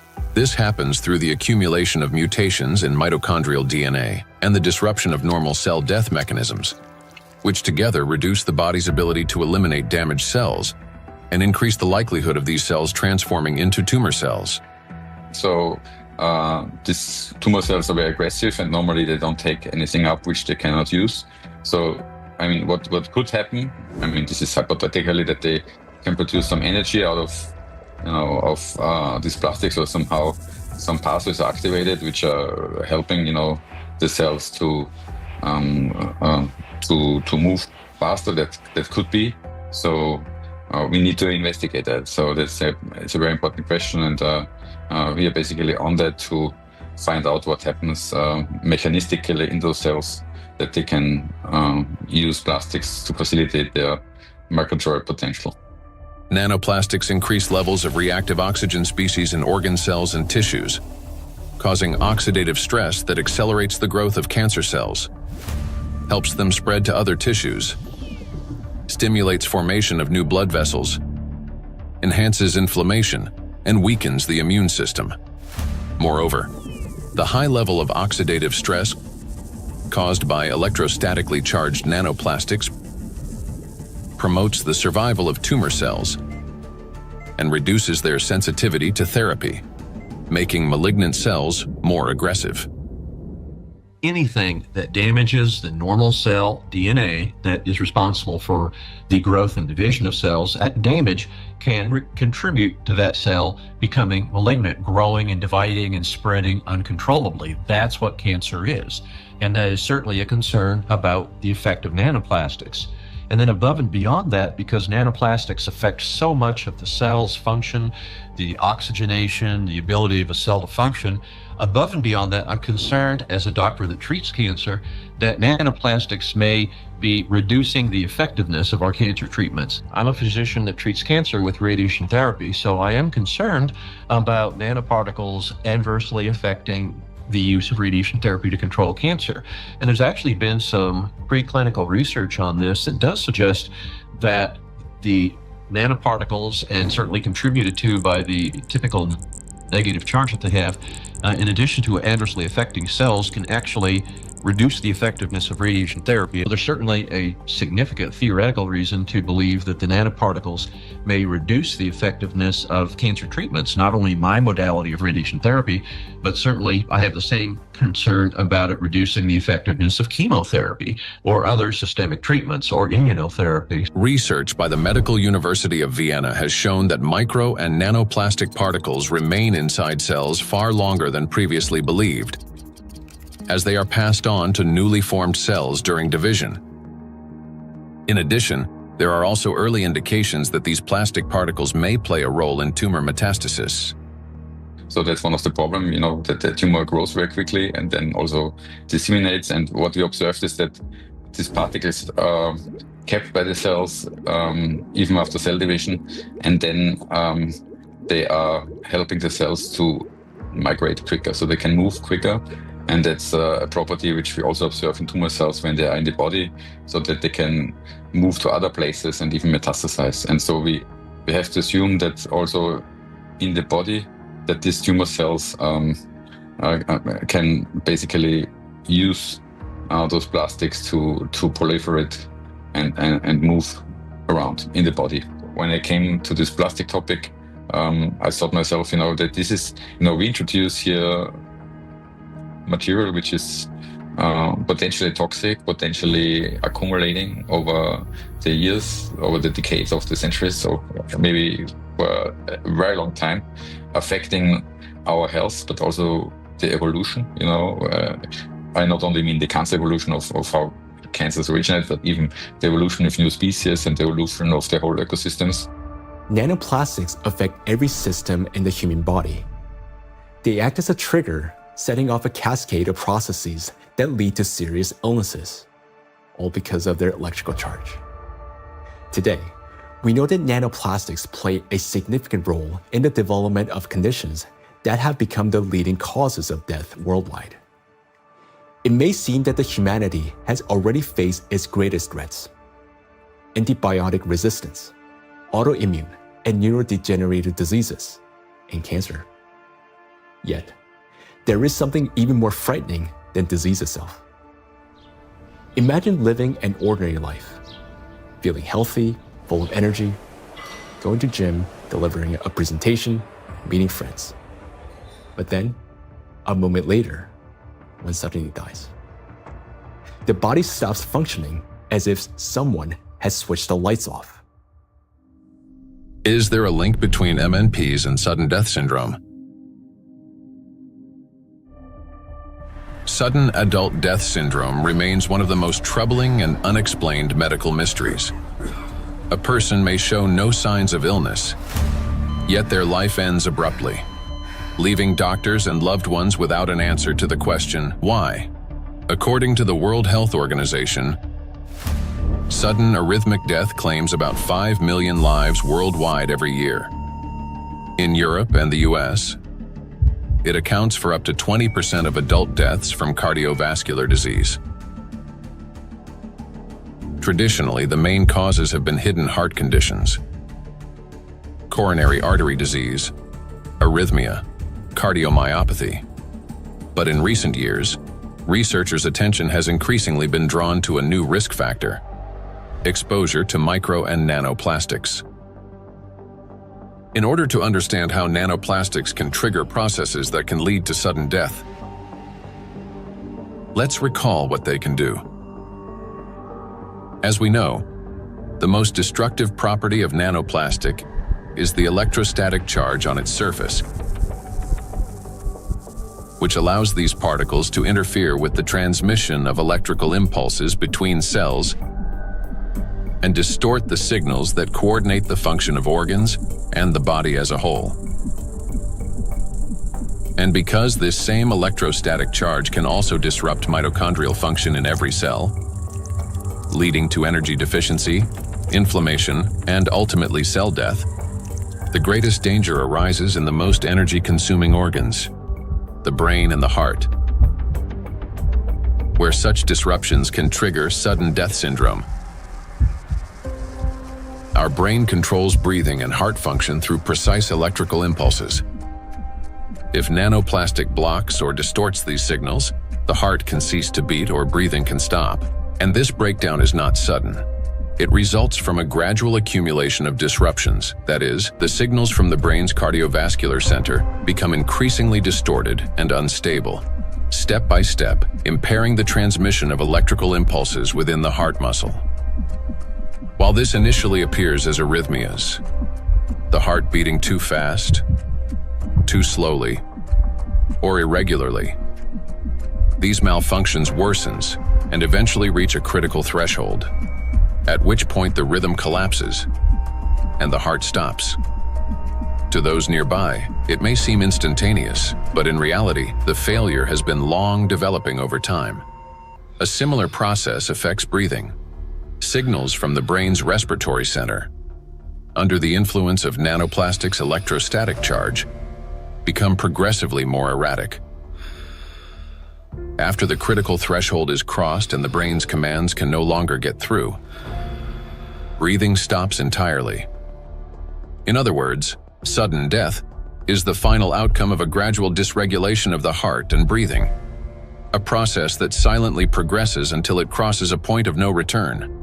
And while we go about our daily routines making plans for the future, nanoplastics continue to damage our bodies cell by cell, day after day. It is terrifying to realize how severely nanoplastics affect the human body. Even more disturbing is the fact that we cannot control our exposure to them. Nanoplastics enter our bodies constantly through the air we breathe, the water we drink, and the food we eat. This has already become our everyday reality. Today, we know that nanoplastics can disrupt the control centers in our brains for breathing and heartbeat, causing arrhythmias, bronchospasm, and pulmonary edema, which can result in sudden death. Yet, what's more alarming is how little we still know.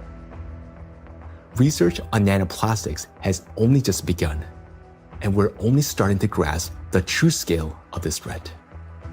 But make no mistake, everything you have heard so far isn't science fiction.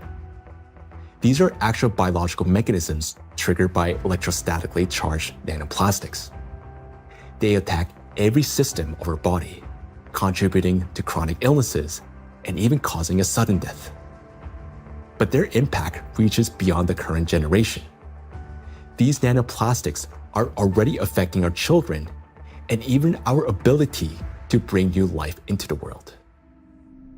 Micro and nanoplastics destroy reproductive health. Current scientific evidence strongly indicates that mitochondrial dysfunction may be a root cause of infertility in both men and women, as well as negatively affecting conception, pregnancy, and embryonic development. For men, fertility depends on producing a sufficient number of healthy sperm cells that not only survive, but also possess adequate motility and the necessary energy to reach and fertilize an egg.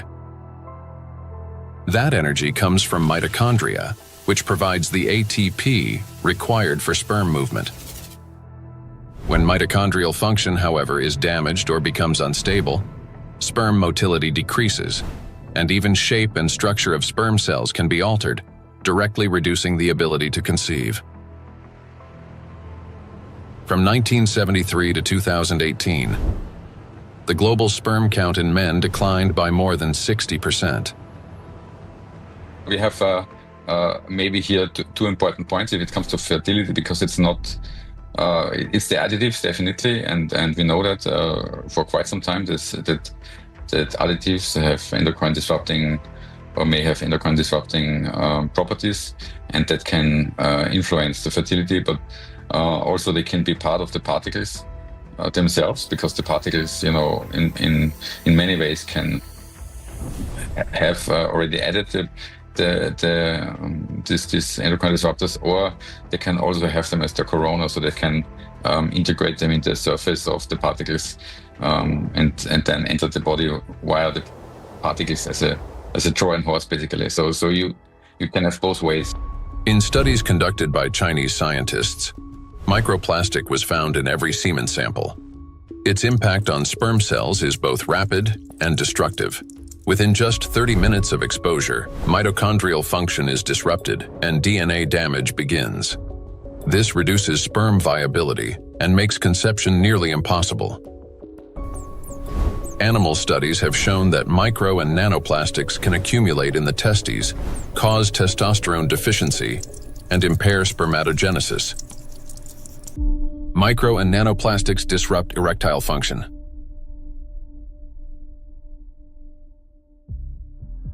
Insufficient testosterone production can lead to infertility, reduced libido, erectile dysfunction, and in adolescence, delayed sexual development. Producing testosterone requires large amounts of energy in the form of ATP. Even small amounts of electrostatically charged nanoplastic entering the mitochondria can disrupt their function and decrease ATP production. This, in turn, can lower testosterone levels by 60 to 70%. Such a drop impairs blood flow in the corpora cavernosa, the structures of the penis responsible for erection. As a result, this leads to erectile dysfunction and ultimately to impotence. In addition, electrostatically charged nanoplastic interferes with nerve impulse transmission, which means that even in a state of sexual arousal, an erection does not occur. This has been confirmed by research from Anhui Medical University in China. In animals with chronic microplastic intoxication, erectile function was impaired after just 1 month. Results of a national study in Japan showed that erectile function and sexual activity are declining among the younger generation. Every third man in Japan, which is about 14 million individuals, suffers from erectile dysfunction. Moreover, young Japanese men, particularly those aged 20 to 24, exhibited decreased sexual desire, weak erections, difficulty reaching orgasm, and low levels of sexual satisfaction. In fact, the prevalence of erectile dysfunction in the 20 to 24 age group was 26.6%, which is almost equal to the 27.8% observed in men aged 50 to 54. This alarming trend is not confined to Japan only. Global research confirms that symptoms of erectile dysfunction affect up to 75% of men worldwide, showing that this condition is widespread and can impact men of any age in any region. In 1995, more than 152 million men worldwide suffered from erectile dysfunction. According to scientists' estimates, within 30 years, this number will approximately double. So think about it. If just one signal fails, the movement will not occur, a thought will not form, and an emotion will not arise. The same is true even for the most intimate aspect of human life. Everything depends on the precise coordination between neural and vascular connections. And it is this delicate connection that charged nanoplastics disrupt. Erectile dysfunction is no longer a rare condition. It has become a widespread reality, with symptoms now observed in 75% of men worldwide. Imagine jumping with a parachute that has 75% chance of not opening. Would you take that leap?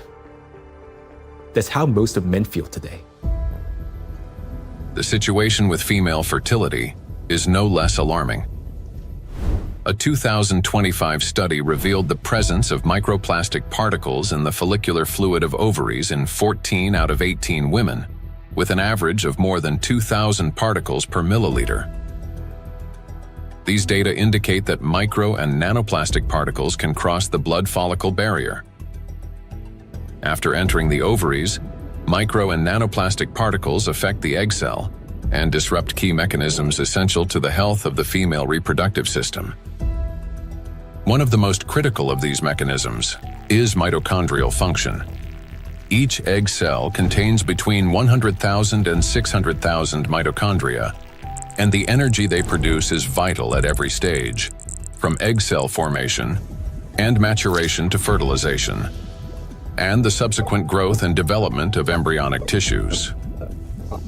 Mitochondrial dysfunction caused by exposure to nanoplastics can impair egg cell maturation, reduce the likelihood of successful fertilization, and even lead to developmental arrest of the embryo. Accumulation of nanoplastics in reproductive organs can be one of the main causes of infertility. According to the World Health Organization, today, about 17.5% of adults, that is, about 1 in 6 people in the world, face infertility. Given the global spread of plastic pollution, Professor of Environmental Medicine and Reproductive Health, Dr. Shanna Swan predicts that by 2045, the world's population may become completely infertile. Micro and nanoplastics affect the emergence of life. During pregnancy, a woman's body creates ideal conditions for the growth and protection of the fetus. However, even the placenta, the body's primary barrier between mother and child, cannot stop plastic nanoparticles from crossing through. A research team led by Antonio Ragusa made a landmark discovery when they detected microplastic particles in the human placenta for the first time. Their findings showed that plastic can penetrate a place where no artificial material had ever been found before, the very environment where new life begins. I was in a wonderful place in Italy, in Sardinia, a place called Piscinas, in Sulcis, in the southwest of Sardinia, where the old mining areas are. It's a very remote, beautiful spot where there's nothing around for 6 or 7 kilometers. While I was walking, I suddenly saw these bright, colorful, sparkling things on the beach. I asked my wife, "What is this?" She looked at me a little puzzled and said, "Well, it's plastic." I said, "Plastic? How could plastic get here when there's nothing for 7 or 8 kilometers in any direction?" She looked at me again, with an expression that made it clear how little I understood, and said, "It comes from the sea, of course." And that's when something clicked in my mind. If plastic can spread through the ocean and end up in such untouched places, then it could also reach the inside of the womb, and so inside the bodies of babies. Naturally, from that intuition, I started pursuing this line of research. I'm a gynecologist. I help deliver babies. So I knew about plastics as much as everyone else, until a certain point. But I began reading and studying, and I reached out to some scientists who worked with microscopes. One of them was a brilliant professor working on the opposite side of Italy, in the Marsh region. She used a Raman microscope. A Raman microscope allows you to examine tissues and determine whether they have plastics inside them. Now we call it plastics, for simplicity. But of course, the term plastics covers a wide range of materials. There are dozens and dozens of different plastics. Let's say they are tiny pieces, polymers, that is, infinitely repeated tiny pieces of certain materials that we use every day, throughout the day. So we sent placentas to this professor, and she did an excellent job. She was able to locate and identify plastics inside placentas for the first time. The article we published in 2021 caused a bit of a scandal because the idea of plastics inside the placenta, inside our babies, was shocking to people. Because the plastic we find in the oceans is the same plastic we ultimately find in children. Micro and nanoplastics affect a child in the womb. Plastic triggers inflammation and disrupts blood flow in the placenta. This means the fetus receives less oxygen and fewer nutrients, increasing the risk of intrauterine growth restriction, hypoxia, and preterm birth. The more plastic there is in the placenta, the more likely it is that babies, unfortunately, are born prematurely. And these babies also tend to be smaller compared to those with lower levels of plastic exposure. We have to recognize that premature birth is the main problem facing humans today. In Italy, it's about 7%. In the United States, where the healthcare system is clearly less effective than Italy's, 12% of babies are born prematurely. So, in this sense, an increase in this number would mean an even greater burden for humanity, biologically, for families, and for everyone involved, and of course, economically, for those who care about costs. We know that these particles can be taken up by these particles going through the placenta and then being found in the embryo, and therefore indicating that already in very early life we have an exposure also to the embryo. The electrostatic charge carried by nanoplastics is especially dangerous in embryonic tissues, where even minor disruptions can lead to developmental abnormalities. In other words, nanoplastics begin harming the child's body even at the very earliest stages of its formation. Over the past 2 decades, physicians have documented an alarming increase in congenital birth defects. For instance, Chinese researchers have found that in China, the rate of such defects has nearly tripled. Similar trends have been observed in other countries. One of the fastest-growing congenital abnormalities in newborns is gastroschisis, a defect of the anterior abdominal wall in which loops of the intestine and sometimes other organs protrude through an opening in the abdominal cavity. The prevalence of this defect has increased over the past 3 decades. For instance, in the United States between 1995 and 2012, the percentage increase in gastroschisis ranged from 68% to 263%. An increasing number of children are also being born with hypospadias, a condition in which the urethral opening in boys is located in an abnormal position. In the United States, the incidence of hypospadias has risen by approximately 17% over the past 20 years. A recent growing number of cases involving congenital heart defects, Down syndrome, and other developmental anomalies have also been reported. Impact of micro and nanoplastics on children after birth. After birth, children continue to be exposed to micro and nanoplastic particles. Plastic baby bottles, food packaging, and toys are all sources of contamination. When a baby bottle containing warm water is shaken, up to 16 million microplastic particles per liter can be released. Hot water and sterilization further accelerate this process. As a result, infants are exposed daily to millions of microplastic particles and trillions of nanoplastics. Scientists have even detected microplastic in human breast milk. Research has shown that nearly 40% of breast milk samples, one of the most essential sources of infant nutrition, already contain hazardous plastic microparticles.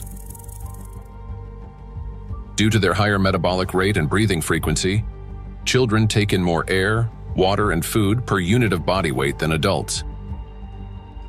Consequently, at the same level of environmental contamination, their bodies absorb higher doses of microplastic.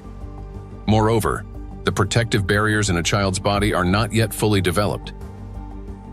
This means plastic particles can penetrate tissues more easily and accumulate at higher concentrations. For example, in children under 2 years of age, the ethmoid bone is not yet fully formed, and its openings are wider, allowing plastic particles to pass more easily through the olfactory nerves directly into the brain. Plastic is an infiltrator, and it's mainly children who are affected by it. In our scientific article that drew a lot of attention and was widely cited, we called them cyborg babies, meaning babies who are made of organic material, but also inorganic material like plastic. These babies are smaller. They generally have smaller brains, and very few end up with lower levels of plastic in their bodies. They're not completely free of it, since plastic is everywhere, but with lower levels of plastic. Because of the electrostatic charge of micro and nanoplastic particles, as well as the presence of bisphenols and phthalates, the endocrine and reproductive systems of children are particularly vulnerable. These substances interfere with the formation and development of the reproductive organs, potentially leading to infertility later in life. Given scientific projections that by 2045 humanity could face widespread infertility, children born after 2020 may have a high likelihood of being unable to conceive their own offspring. I have 2 little daughters, and for me personally, everything we have just heard is terrifying. The truth is that we still don't fully understand the catastrophic consequences of our children being exposed to micro nanoplastics. Or, as Dr. Ragusa put it, they have become cyborg children. We're only beginning to grasp the full scale of this reality. And it is truly heartbreaking to look at small children and realize that they may never be able to have children of their own. Not to mention that their lives are already at risk today. The immune system is also at risk. In early childhood, it is still learning to distinguish between friends and foes. Exposure to microplastics can disrupt this process, increasing the risk of allergies, eczema, food intolerances, and even autoimmune diseases. But it also has long-term consequences by which cell programming determines diseases that will then manifest themselves when a person reaches adulthood. That is, at 40 or 50 years of age.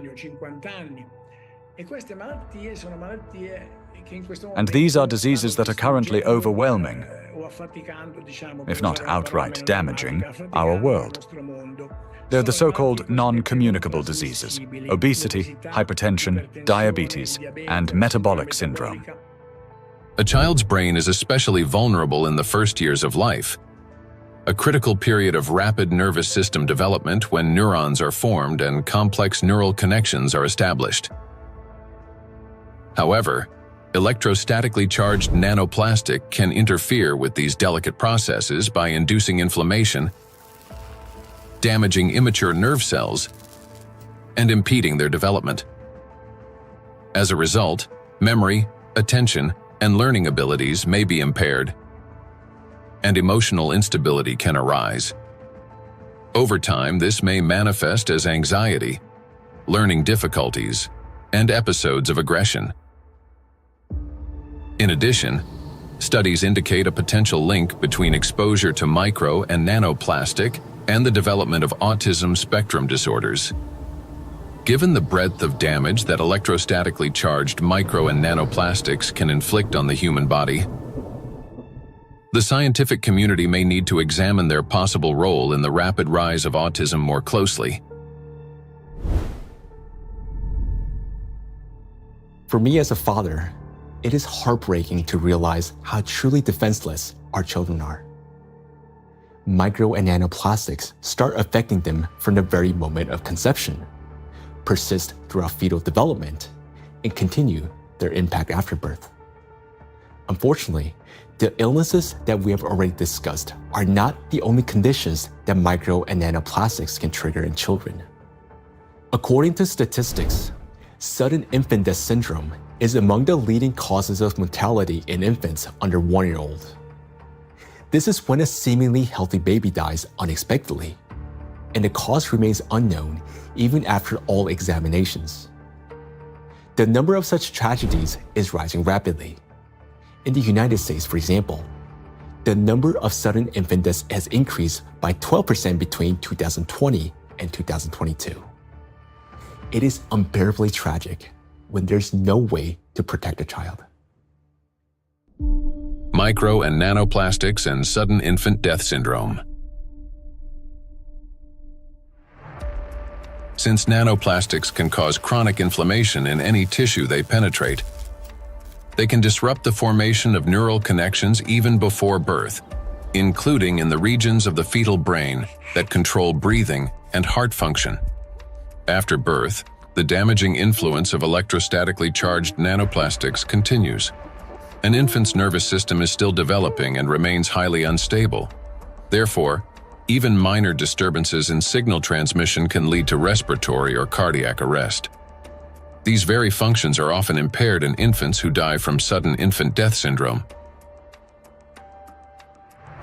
Moreover, when micro and nanoplastics damage mitochondria, the affected cells begin producing less energy.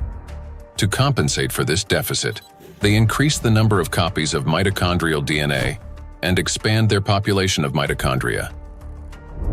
Studies have shown that children who died from sudden infant death syndrome had a significantly higher number of mitochondrial DNA copies in their cerebral cortex compared with control groups, suggesting that this number may serve as a biomarker in cases of sudden infant death syndrome. Thus, exposure to micro and nanoplastics may be a key factor in the development of sudden infant death syndrome, as well as in a range of pathologies that contribute to premature infant mortality. We're unable to protect ourselves, and worst of all, our children from the effects of micro and nanoplastics. While modern diagnostic equipment capable of accurately identifying the true causes of disease and death is still not available everywhere, we can say with high degree of confidence that nanoplastics contribute to the development of many illnesses and may accelerate their progression. In those rare cases where detailed postmortem examinations were conducted, researchers have found significant amounts of micro-nanoplastic particles precisely in the affected organs and tissues. For example, in brain tissues, atherosclerotic plaques, malignant tumors, and other pathological formations. But despite millions of deaths every year, such investigations into the presence of these plastic particles are carried out only in isolated cases. There are two main reasons for this.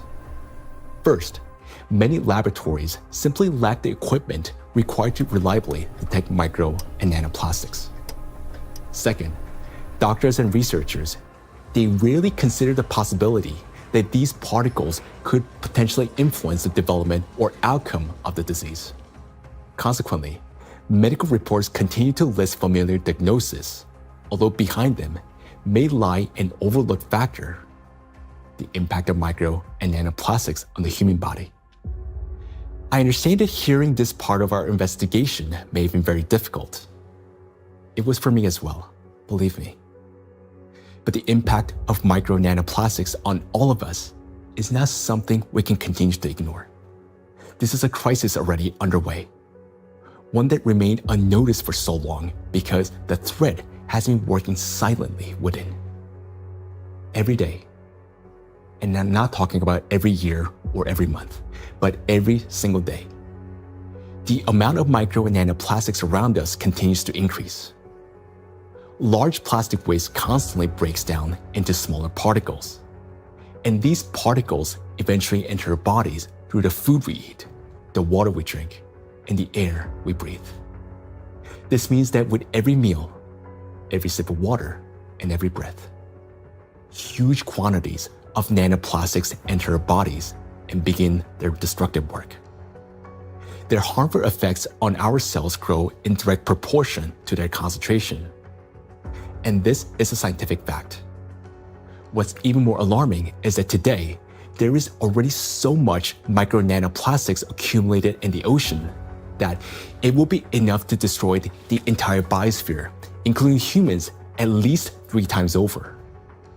When we hear about threats of such magnitude, our instinct is to run away from them. And I understand that. It may feel like the only logical response is to eliminate plastic from our lives completely, or better yet, to take our family and move to some pristine corner of our planet. But would that really solve the problem? In fact, where could we possibly go to escape micro and nanoplastics? Finding solutions.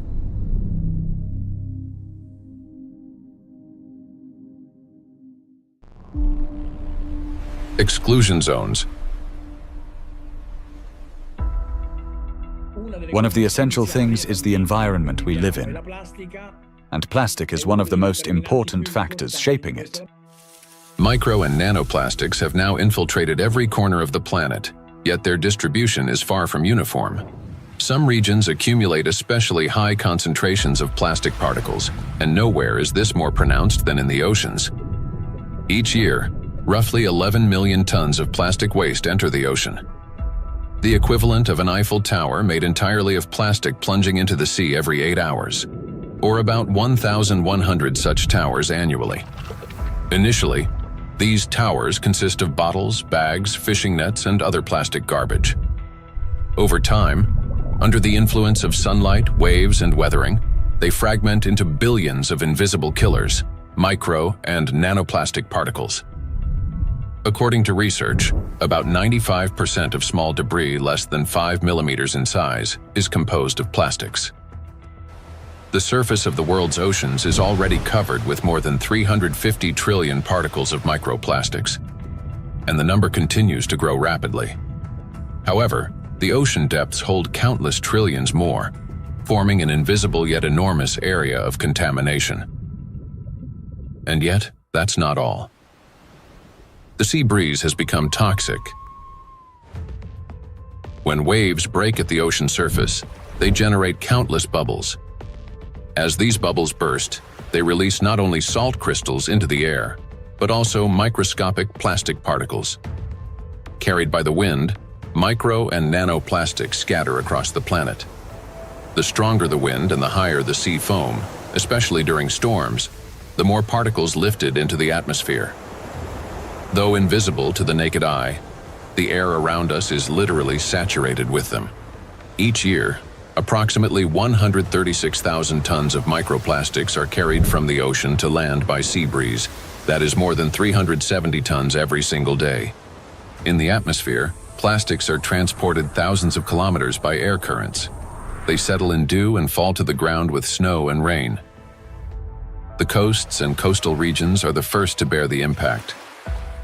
When people go to this seashore vacation for holiday, for swimming, to receive some sunlight, they always send me pictures of microplastics because all the seaside are full of microplastics. A study conducted in a coastal city in eastern China found that a person can inhale up to 1 million microplastic particles per year simply by spending time outdoors. The greatest danger comes from particles smaller than 100 micrometers, which can easily enter the respiratory tract. Because most of the coastal countries in the Mediterranean Sea don't have proper waste management system, so they release huge amount of plastic waste into the Mediterranean Sea. This is the first reason. The second reason, we have 2 rivers in this part of the Mediterranean Sea, Seyhan and Ceyhan. These 2 rivers, in 2 of the 5 most polluted rivers in the Mediterranean Sea. Recycling actually makes those 2 rivers most polluted rivers in the Mediterranean Sea. They carry more than 5,000 tons of plastic waste into Mediterranean Sea every year. It's too much. And also, the coastline in the Turkish coast has pollution like 31 kilogram per kilometer per day. Every day, 31 kilogram of plastic waste reach that coast in 1 kilometer coastline. It's too much. Just imagine, one plastic bottle is 10 gram or 15 gram. You can imagine how many plastic bottle strand on those coastlines. Dr. Sarju Ganatra is a cardiac oncologist and director of the Cardiac Oncology Program at Lehigh Hospital and Medical Center. He leads research at the intersection of cardiovascular medicine, oncology, and environmental sustainability. According to his study, which was presented to the American Academy of Neurology, living in coastal areas is associated with an increased risk of brain and mobility disability. The reason for this is the high concentration of microplastics in the water, air, and soil of these regions.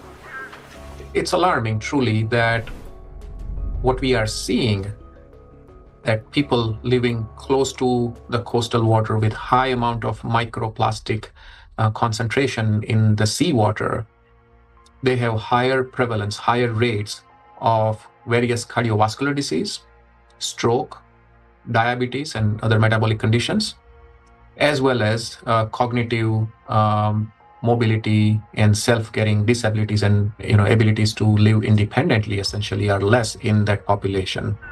Researchers analyzed health data from residents of 218 coastal counties across the United States, comparing CDC reports with levels of environmental microplastic pollution. The findings are striking. Memory and cognitive impairments occurred 9% more often among residents of areas with high concentrations of micro and nanoplastics, compared to those in areas with low concentrations. Motor disorders were 6% more frequent. Difficulties with self-care, such as dressing or maintaining hygiene, were 16% more common. Inability to live independently, including managing finances or shopping, was 8% more frequent. In coastal regions, where the concentration of micro and nanoplastics far exceeds that found in inland, people are already paying the price, not only with their health, but with their lives. In a study led by Dr. Sarju Ganatra, scientists compared regions with high and low levels of microplastic pollution. But this raises an important question. That is, what does low level mean today? To answer this, let's look at the numbers. Dr. Ganatra defined a low level of contamination as one tiny plastic particle per 200 bathtubs filled with seawater. At first glance, that might sound negligible. But when that single particle breaks down into nanoscale fragments, the number of particles increases not by tens or hundreds, but by millions of times. Let's consider a simple calculation. Suppose the volume of one such tiny plastic particle is just 1 cubic millimeter, roughly the size of a grain of sand. Over time, it breaks down into many smaller pieces. Now, if we assume that this single microparticle disintegrates into fragments about 100 nanometers in diameter, that would generate about 1 trillion particles. And if their size decreases to 10 nanometers, the number would skyrocket to 10 to the 15th, or 1 quadrillion nanoparticles, all from a single microparticle. So what does this mean in practice?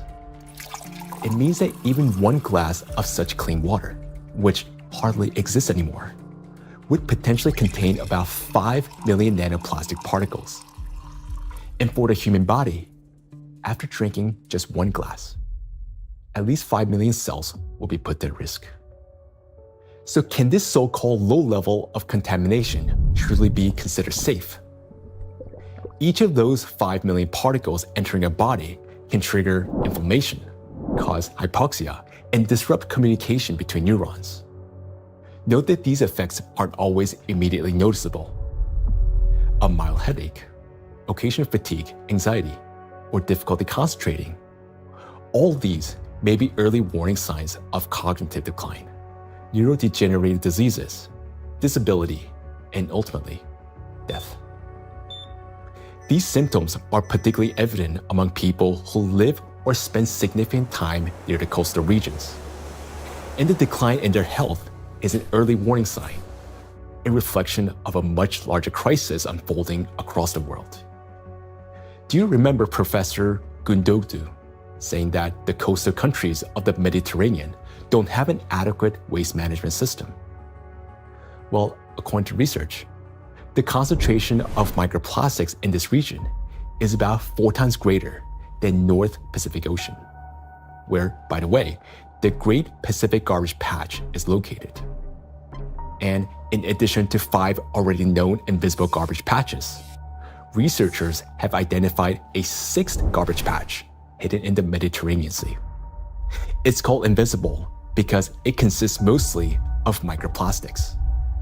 And unlike other oceanic garbage patches, which are at least far away from the densely populated coastline, this one is surrounded by 21 countries. It's a home to nearly 500 million people. We can say that this is the most dangerous garbage patch of the planet, because here, the plastic has already broken down into small sizes that are dangerous for life. Everyone living in the Mediterranean is constantly breathing air with an extremely high concentration of micro-nanoplastics. This is an extremely dangerous zone that should have been long ago been designated as an exclusion zone. Now, recall the battery example and imagine how many charged particles are present and how much energy is concentrated there. That's why the Mediterranean Sea is warming faster than the rest of the world's oceans. This is very serious because Mediterranean plays a key role in shaping the climate of Europe and the Mediterranean countries. It affects the weather patterns, rainfall distribution, and even the ecosystems of the entire region. It is precisely this extreme warming here, driven by micro and nanoplastics, that is intensifying the climate anomalies, extreme weather events, and even natural disasters throughout the Mediterranean. Meanwhile, the amount of micro and nanoplastics continue to rise with every passing minute.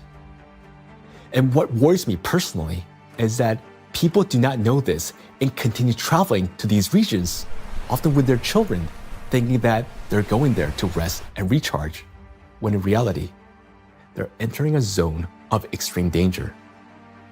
So the things that once symbolized health, freedom, and luxury, a yacht on an open water, a villa by the sea, or even a private island in the ocean, they're now slowly turning into exclusion zones.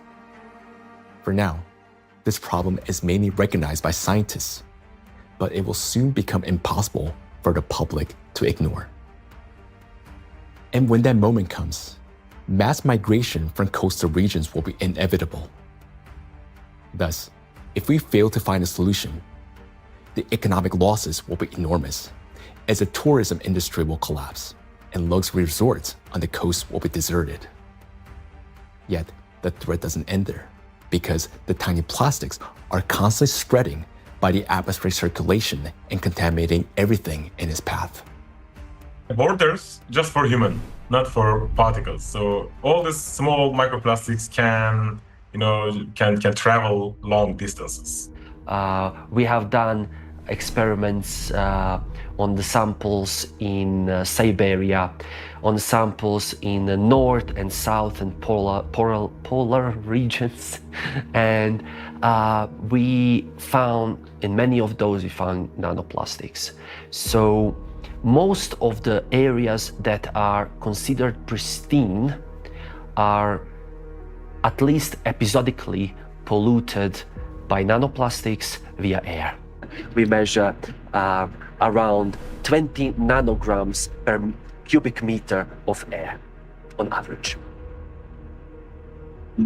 And this is pristine and clean air, and you think it is nothing here, but it's actually almost always something. Today, forests are also at risk of becoming exclusion zones, as they've already turned into massive reservoirs of micro and nanoplastics. I understand that our instinct, especially as parents, is to search for cleaner and safer places like coastlines and forests where the air feels fresher.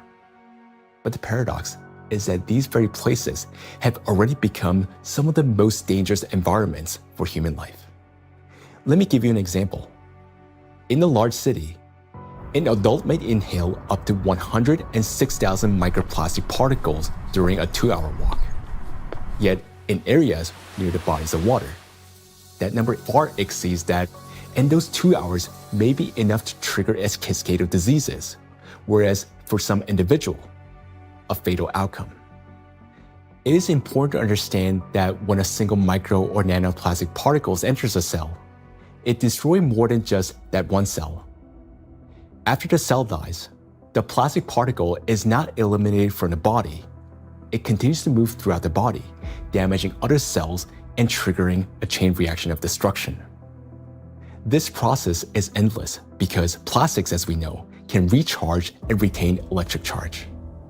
The more microplastics enter a body, the faster this destruction spreads cell after cell, organ after organ. And time becomes critical here because our body has limited resources to fight this damage, while nanoplastics, they're not expelled. Instead, they continue to accumulate in ever-increasing quantities, destroying us from within. Nanoplastics are perfect killers not only of humans, but of the entire biosphere, and it's impossible to hide from them anywhere. They're literally pushing us out of the world we once knew. Micro nanoplastics are already affecting our planet as well as the climate. And moreover, they're intensifying already devastating natural disasters and contributing to the worsening geodynamic crisis. Climate and plastic in a single cycle of destruction. The world ocean is the largest system of our planet. It regulates climate and serves as the main source of oxygen. The ocean and the atmosphere form a single, interconnected climate system. Water has a remarkable ability to absorb and store immense amounts of heat, increasing its temperature only gradually. The accumulated heat is then evenly redistributed across the planet and transferred to the atmosphere.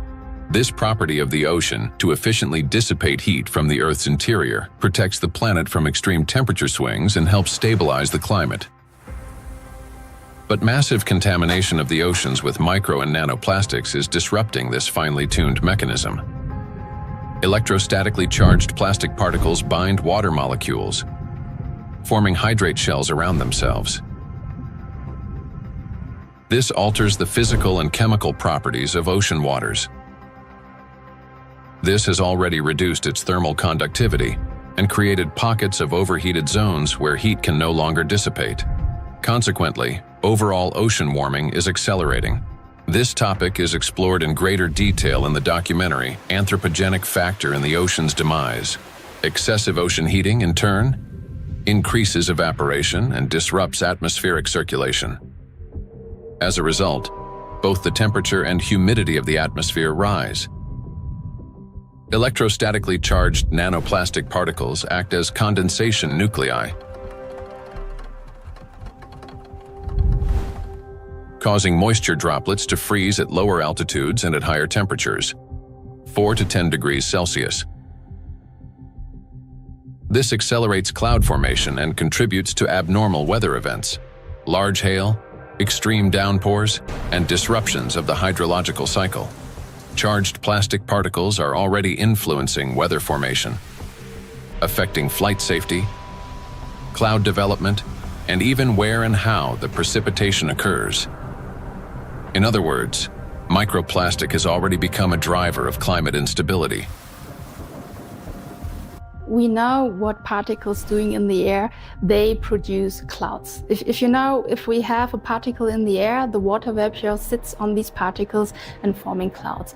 So therefore, we want to understand how much nanoparticles influence the formation of clouds. And therefore, of course, in the alpine region, it can trigger the cloud formation and so also thunderstorm or extreme weather events.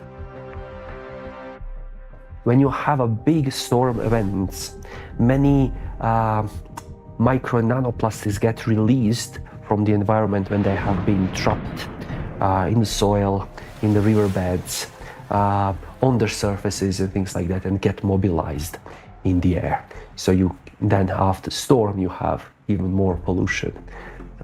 This process sustains itself, creating a feedback loop. ocean warming increases water evaporation.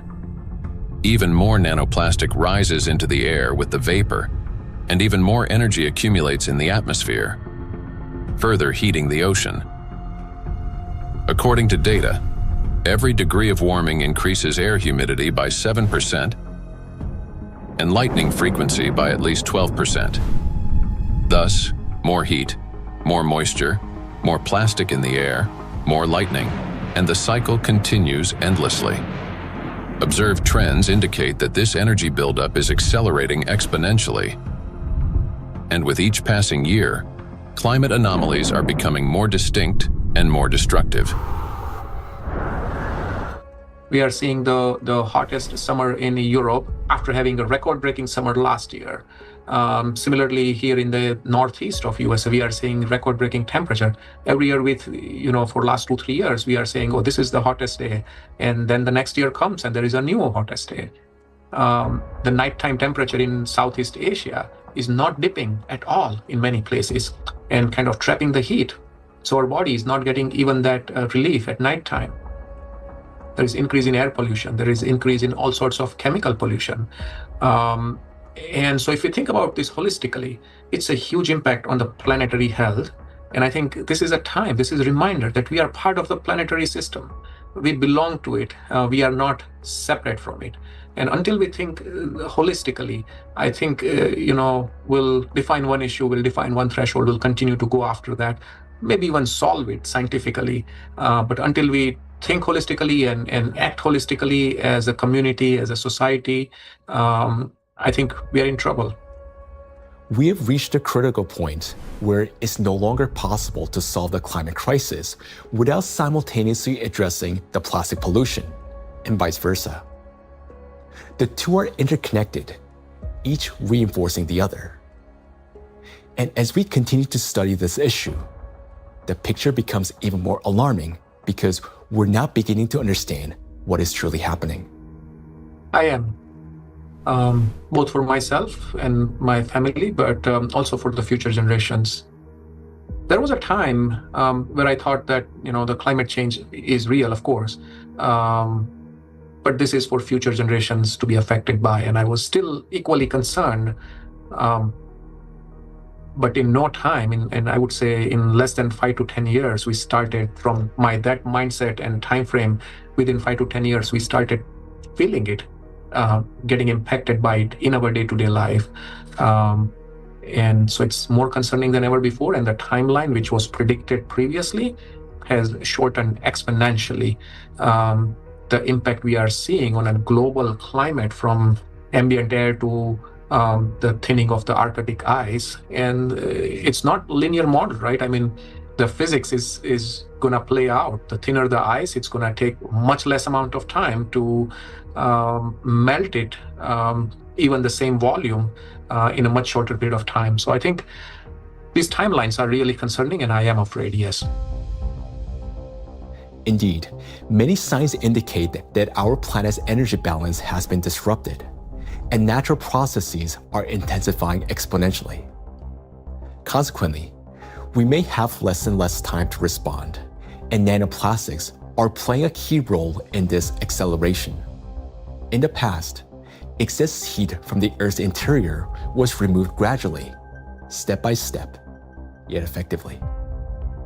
It was first partially absorbed by the oceans, and then transferred into the atmosphere, and then finally released into the space.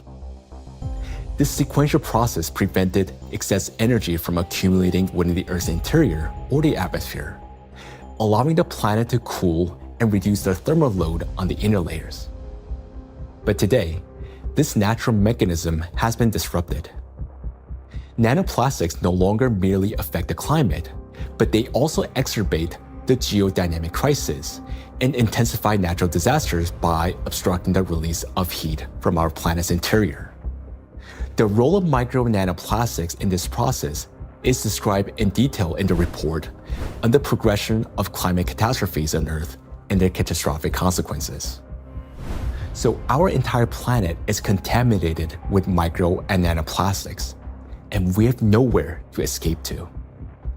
These particles are in us, in our children, disrupting and destroying more and more cells in our bodies. This is why confronting plastic pollution is no longer optional. It is essential for our survival.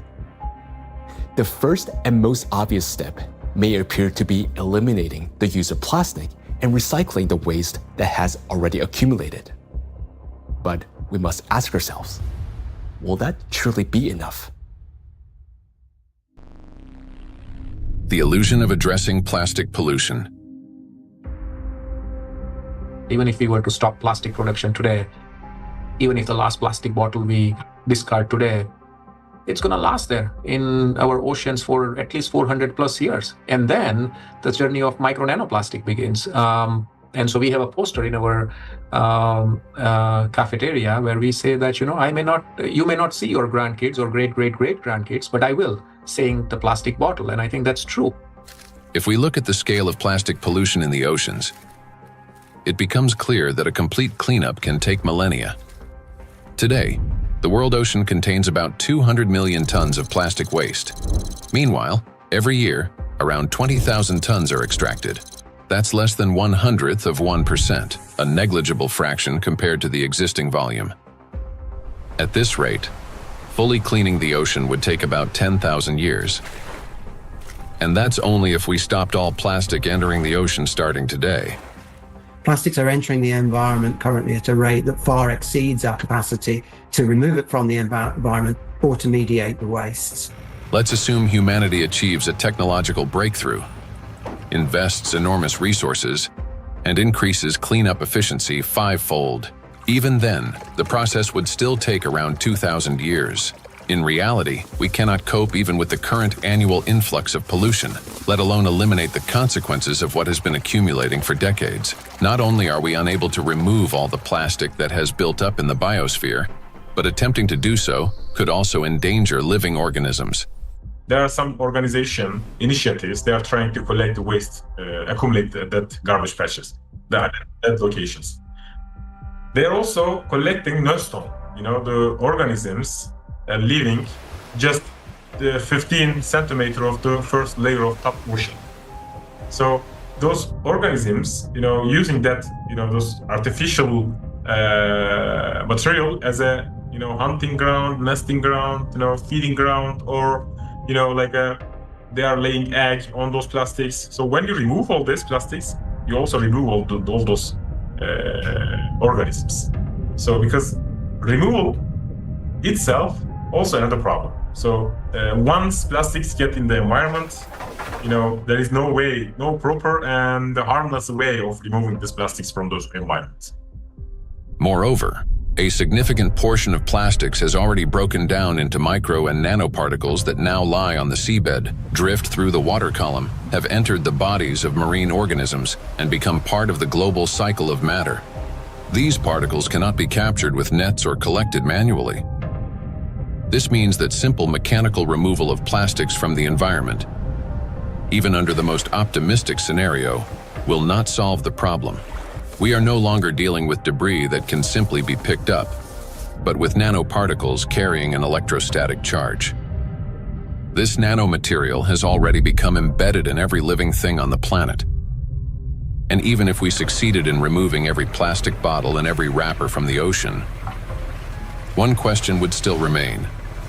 What happens next? We still do not have a safe method for disposing of the mountains of plastic waste we would collect. There's mismanaged waste on land all around the planet in informal dump sites. Some waste has been incinerated, some of it commercially in incinerators that may or may not have appropriate screens and filters to collect associated chemicals that might be released. But of course, a lot is burned in open burning scenarios in countries that are not wealthy enough to own the appropriate waste management facilities to deal with the plastic waste that is exported to them by other nations. And then some of it, of course, will have gone into so-called recognized waste management systems, but which might include burying it beneath the ground in landfill, where, of course, it could return to present problems in the future, or indeed incinerating it in commercial incinerators. But depending on the quality of incinerator, of course, there's concerns about the emissions from those incinerators. Burning plastics, whether in backyard fires or industrial incinerators, does not solve the problem. It merely transforms them into a more dangerous form. When heated or burned, large plastic items break down into micro and nanoplastics that disperse into the air, settle onto surfaces, and enter water and soil with precipitation. The apparent disappearance of plastic in flames is an illusion. Burning simply accelerates the fragmentation of plastic into the tiniest particles many times over, into the very micro and nanoplastics that pose the greatest danger to human health. And it is precisely these electrostatically charged particles that can penetrate deep into the body, including the brain and other cells, where they trigger a wide range of diseases. When you put plastic in a recycling facility, at first they will shred big plastic to generate flakes and small pieces of plastics, and then during that shredding, they also use for washing. They have to wash to remove some unwanted material on plastics. During that washing, material lose many. I mean, the huge percentage of the total mass. So those lost material will go to the wastewater stream. Recycling activities, practices, feeding microplastic pollution in the waterways. A simple and regular recycling facility can generate billions microplastics and then release into the either wastewater stream or waterway. And unfortunately, what I see with some of the things that are claimed to be a solution is that they're not necessarily properly tried or tested before they're put into the market, and there may then be potential for unintended consequences. Pyrolysis. At first glance, it looks like a technological miracle. We take plastic waste, heat it to 800 degrees Celsius without oxygen, and obtain fuel. Instead of piles of garbage, we get gas, liquid, and a small carbon residue. Sounds promising, doesn't it? But this technology has a flip side, an invisible and far more dangerous one. During high-temperature decomposition, plastic does not simply disappear. Pyrolysis is accompanied by emissions of dioxins and furans, some of the most toxic substances on the planet. They are carcinogenic, disrupt the endocrine system, and can accumulate in human tissues. They are hazardous even at low concentrations. Even if you manage to obtain 600 liters of liquid fuel from 1 ton of plastics, the price of such fuel is a threat to human health and life. By relying on such disposal methods, we're only accelerating the transformation of plastics into an invisible, yet far more dangerous form. Let me remind you that the amount of micro and nanoplastics present in the ocean alone is already more than enough to destroy our entire biospheres, including the humankind 3 times over. Meanwhile, microplastics continue to disintegrate, generating vast amounts of nanoplastics. Recall Dr. Kenner's example. A single microplastic particle can fragment into billions of nanoparticles. And with countless microplastics already present everywhere, constantly breaking down into even smaller fragments, this process is driving the destruction of humanity and of everything around us. Today, many people have started turning this crisis into a business, inventing all sorts of methods that supposedly remove microplastic from the body. And people are willing to pay large sums for these treatments. But the real question is, do they actually work? False hope. Today, in healthcare and even in some scientific circles, there's growing discussion about alleged methods to cleanse the human body of microplastics. A variety of approaches are being promoted, including plasmapheresis, hemosorption, mechanical filtration devices, dietary adsorbents, and so-called natural supplements claiming to detoxify the body. At first glance, it all sounds reasonable. If there's something toxic in the body, it should be removed. But the truth is that these methods don't actually solve the problem. I don't think any scientifically proven techniques exist to filter out the micro nanoplastic from the blood. It gets deposited in the organs themselves, which is not really something you can filter out by sending the blood to some filtration machine. Nanoplastics have already penetrated inside human cells. They are not just circulating in the bloodstream like an unwelcome guest you can simply escort out. They have become part of the body's internal environment. Yes, we can cleanse the blood with sorbents or filter plasma. But how effective can such procedures truly be?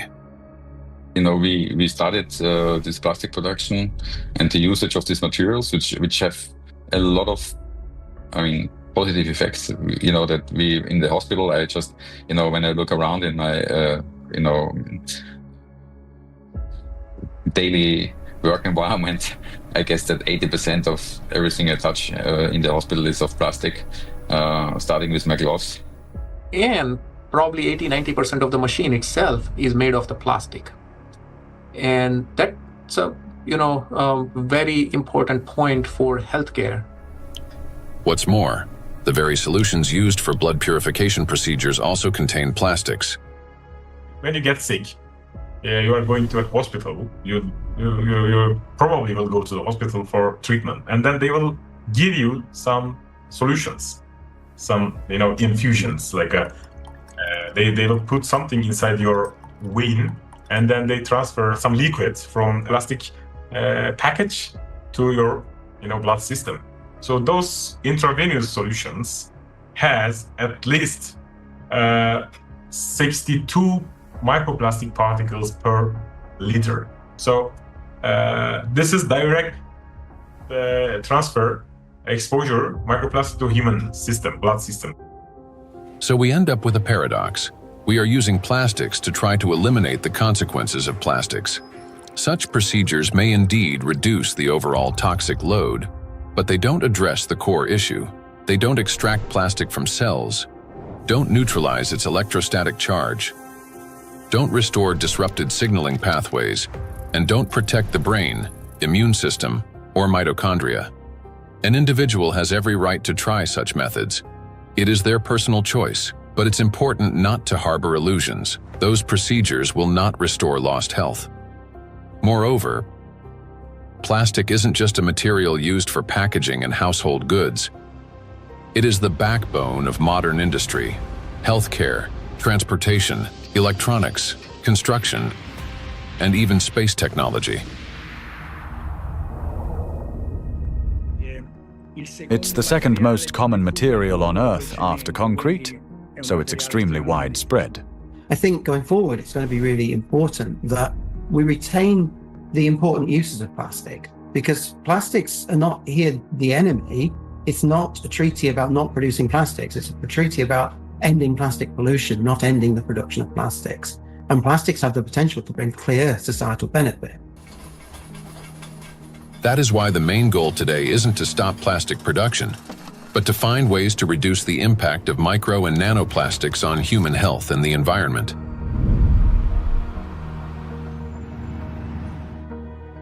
Creating false hope is extremely dangerous. It arises from a misunderstanding of reality and from basic ignorance.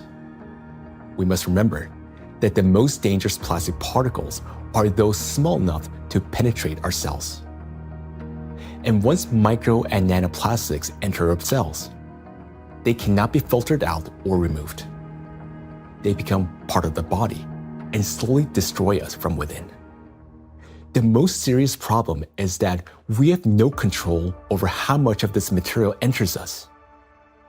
Nanoplastics can even penetrate the skin, for example, when we swim in the sea or lie in the sun. And what can we do about nanoplastics that, once inhaled, travel directly to the brain and begin destroying neurons? Nanoplastics are among the most dangerous substances for the biosphere and for all life, including humanity. Yet, abandoning plastics altogether will be senseless because doing so would cause enormous global losses. Synthetic polymers, including plastics, form the backbone of countless modern industries, from medicine and nanotechnology to flexible electronics, neuromorphic hardware for AI, aerospace structures, automotive manufacturing and construction. Their versatility, ease of shaping and processing, compatibility with other nanomaterials, and scalability have made them the foundation of our modern progress. The solution, therefore, is not to eliminate plastics, but to ensure that they no longer threaten life. And the real path forward begins with understanding precisely what makes nanoplastics so dangerous.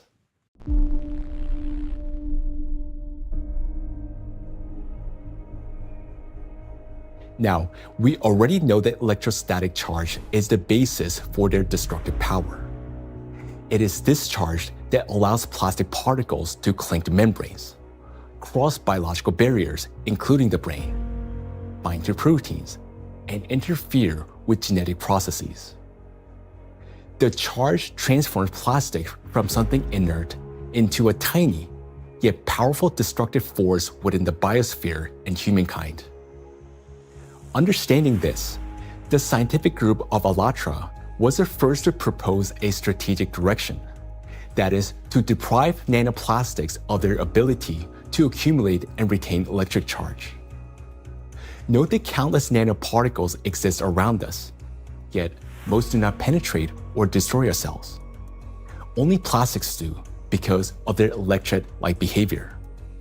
Thus, if we can eliminate this property, then we can turn micro-nanoplastics into inert and harmless particles that no longer pose danger to us or to the biosphere.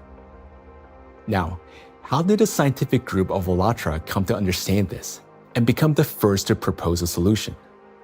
The answer goes back many years and to the work of Dr. Igor Danilov, a vertebrologist and researcher who spent many years studying spinal diseases. Over 20 years ago, he was actively engaged in scientific research focused on investigating degenerative processes in intervertebral discs. His work included a comprehensive experimental and clinical study to understand morphological and biochemical changes occurring in the nucleus pulposus, intercellular substance, and cartilaginous tissue of intervertebral discs. While studying cellular processes, Dr. Danilov focused on immune regulation and pathological reactions that could trigger cell degeneration. He noted that mitochondrial dysfunction was one of the main drivers of these changes, and this insight became the starting point for investigating what might be disrupting cellular function. Dr. Danilov frequently visited specialized laboratories, and in the course of detailed analyses, he found foreign particles inside the cells, which he later identified as plastic. This discovery became a key moment in his research, as he began to analyze possible mechanisms by which plastics affect cells. Through his investigations, Igor Danilov determined that the negative impact of tiny plastic particles on cells stems precisely due to the damage they cause to mitochondria. This conclusion was based on observations that cells containing these tiny plastic particles showed clear signs of mitochondrial dysfunction, which in turn exacerbated degenerative processes. Here, Igor Danilov suggested that the ability of plastic particles to penetrate cells may be due to their electrolyte behavior. That is, the ability to accumulate and retain electrostatic charge, which allows them to form a biological shell around themselves. This property enables the plastic particles to enter cells easily, avoid detection by the immune system, cross protective biological barriers, including the blood-brain barrier, disrupt normal cell function, and provoke degeneration and cell death. On this basis, Igor Danilov proposed that to neutralize these tiny plastic particles, we must deprive them of their ability to accumulate and retain charge. He shared his findings and projections about the harmful effects of tiny plastic particles with his colleagues from various medical fields, including surgeons, oncologists, cytologists, pathologists, and geneticists, as well as with biologists and chemists.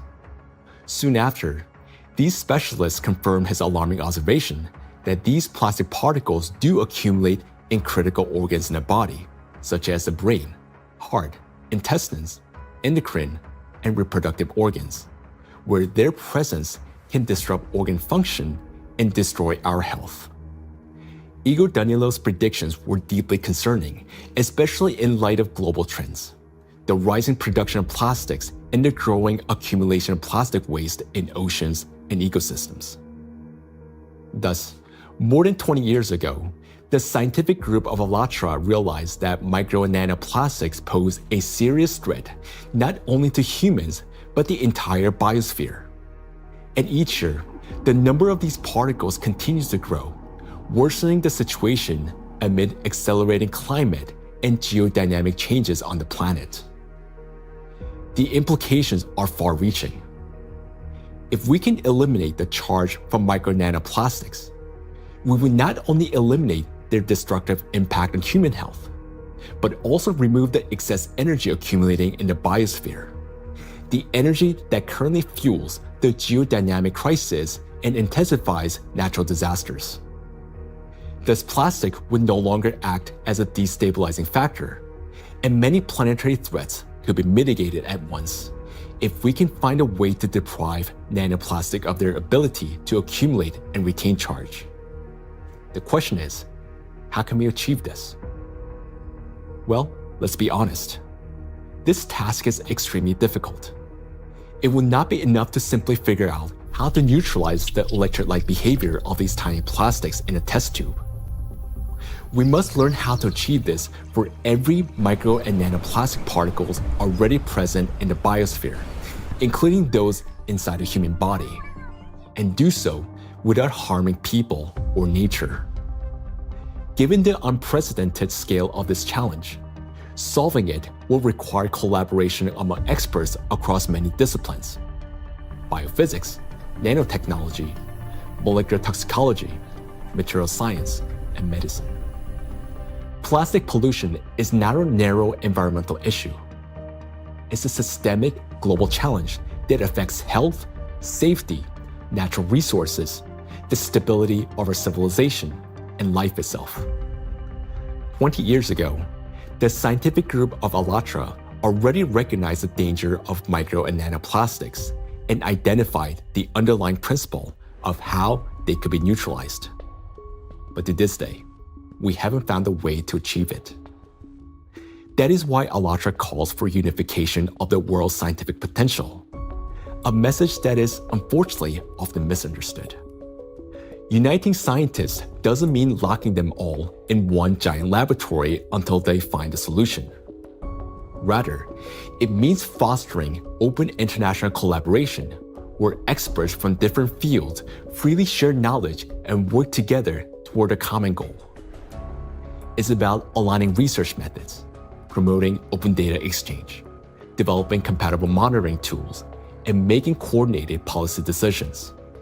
The scientific community has already proven that such collaboration is possible when humanity unites around a common goal. Consider the Human Genome Project. Hundreds of institutions across dozens of countries, operating under unified data standards, achieved a breakthrough that transformed the course of science and medicine. In the same way, addressing the plastic crisis will require global cooperation, a collective effort to protect both ourselves and our planet. The ALLATRA International Public Movement actively supports the initiative of Pope Francis, Laudato Si', which seeks to raise the awareness of the importance of protecting our common home, the planet Earth. It is very important to emphasize that Laudato Si' is far more than just a call to care for nature. It is a practical and scientifically grounded guide, a roadmap for transforming our world and creating a better world for future generations. The encyclical provides a clear direction toward a sustainable future, uniting ecology, climate justice, and humanity's shared responsibility for protecting our common home. The ALLATRA movement, fully embracing these principles, views Laudato Si' as a powerful catalyst for global cooperation in addressing environmental and social challenges, and preserving the delicate balance of our planet. Cardinal Peter Turkson, the Chancellor of the Pontifical Academy of Sciences, is widely recognized for his dedicated work in ecology and social justice. Thanks to his educational efforts and tireless advocacy, the encyclical is widely disseminated worldwide as a practical guide for safeguarding our planet. It is a great honor for us to introduce Cardinal Peter Turkson, who will speak about the efforts being made to promote the encyclical Laudato Si and to put its principles into practice. So, question is, how can we get Laudato Si to be widely read? Of course, it's a book that is there. I have presented it at the United Nations. I have presented it at UNESCO in Paris. I presented it at Davos World Economic Forum. So I've talked about Laudato Si in several environments. I've also had a chance to present it even in university groups. Ohio State was the first group that wanted to hear about Laudato Si. And since then, I've been in Dayton, I've been in San Diego. And therefore, to get Laudato Si well known, we decided to create what we call Laudato Si Action Platform, which identified, in fact, 7 actors of Laudato Si. So churches means churches, mosques, synagogue, all places of worship, places of studies, basic university type of studies, educational centers, offices and factories. So we identified these 7 groups and say, okay, follow a team for 7 years and see what you get. Okay, all of that was to popularize the content of the encyclical Laudato Si and to encourage and enable people to put it into action or practice. So it's not just something written, but something that is actionable. And 10 years now, okay, this is 2025. Laudato Si was published in 2015. It's difficult to identify or talk about places we still have not heard of it. Personally, and from the point of view of our force, we've had occasion to kind of talk about this to different audiences and constituencies, but I still would not say that because of that it's known worldwide and by everybody and for everybody. We've tried our best and we'll continue to talk about it. And Pope Francis, to give this a big push, decided to create what they call Borgo Laudato Si. Over here in Rome, another initiative to get it known has been the development of what they call Laudato Si Diploma. There are various initiatives trying to do this. And the moment we get this established in universities, it attracts a lot of young people. And so, it becomes an occasion to spread knowledge of Laudato Si words. For its scientific and social contribution to the protection of our planet, ALLATRA received the blessing of His Holiness, Pope Francis. This spiritual encouragement to continue working toward the preservation of our planet greatly inspired the participants of ALLATRA and motivate them to pursue a deeper research into the problem of nanoplastics, a growing threat to all humanity and its future. This effort resulted in the publication of the scientific report, Nanoplastic in the Biosphere, from Molecular Impact to Planetary Crisis. And this was presented for the first time in May 2025 at the International Conference of the Centesimus Annus Pro Pontifex Foundation in the Vatican by the President of ALLATRA, Marina Ovtsunova.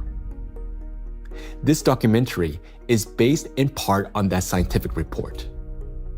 Such fundamental study into the threat of nanoplastics became possible through the international cooperation between the scientific group of ALLATRA and the Bolivian Catholic University, San Pablo.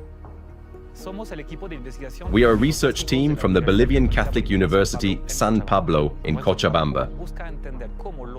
Our work seeks to understand how micro and nanoplastics circulate through our environmental matrices, how they interact with other pollutants, and what implications this has for human health and the biosphere. As part of the academic cooperation between the Bolivian Catholic University, San Pablo, and ALLATRA, we jointly prepared the report, Nanoplastics in the Biosphere, From Molecular Impact to Planetary Crisis. For the first time, a single document brings together comprehensive data on how micro and nanoplastics spread through the biosphere, enter food chains, and harm human health and ecosystems. The report is the result of an extensive interdisciplinary analysis that encompasses ecological, climatic, medical, physical, and chemical aspects of the harmful impact that micro and nanoplastics exert on the biosphere and human health. The global threats facing humanity require united international action. And today, we have a clear direction. Thanks to the scientific group of ALLATRA, we not only recognize a problem, but understand its underlying physical nature, the electric charge that gives nanoplastics their destructive power. By addressing this cause, that is, by removing that charge and disarming the killer, we can give the biosphere and ourselves a chance to prevail. So we must use the time we still have. And this is not an exaggeration. Our cognitive abilities are rapidly declining, and this is serious. It is a result of nanoplastics accumulating in our brains. You may already notice it in yourself and those close to you. Unless we act, it will only worsen year after year. And now, you will learn why. The age of intellectual extinction. Throughout the 20th century, scientists observed a trend. Since 1932, IQ scores had been steadily rising. This phenomenon became known as the Flynn effect. However, among generations born after the 1970s, the rise in IQ has reversed to a gradual decline. Mandatory IQ tests for military personnel in various countries show a decline in scores since the mid-1990s. According to another study conducted between 2006 and 2018 at Northwestern University, Americans showed a decline in IQ across 3 out of 4 cognitive areas. This decline in average IQ has been termed the reverse Flynn effect. In 2025, the scores of U.S. high school students on major math and reading tests dropped to the lowest levels ever recorded.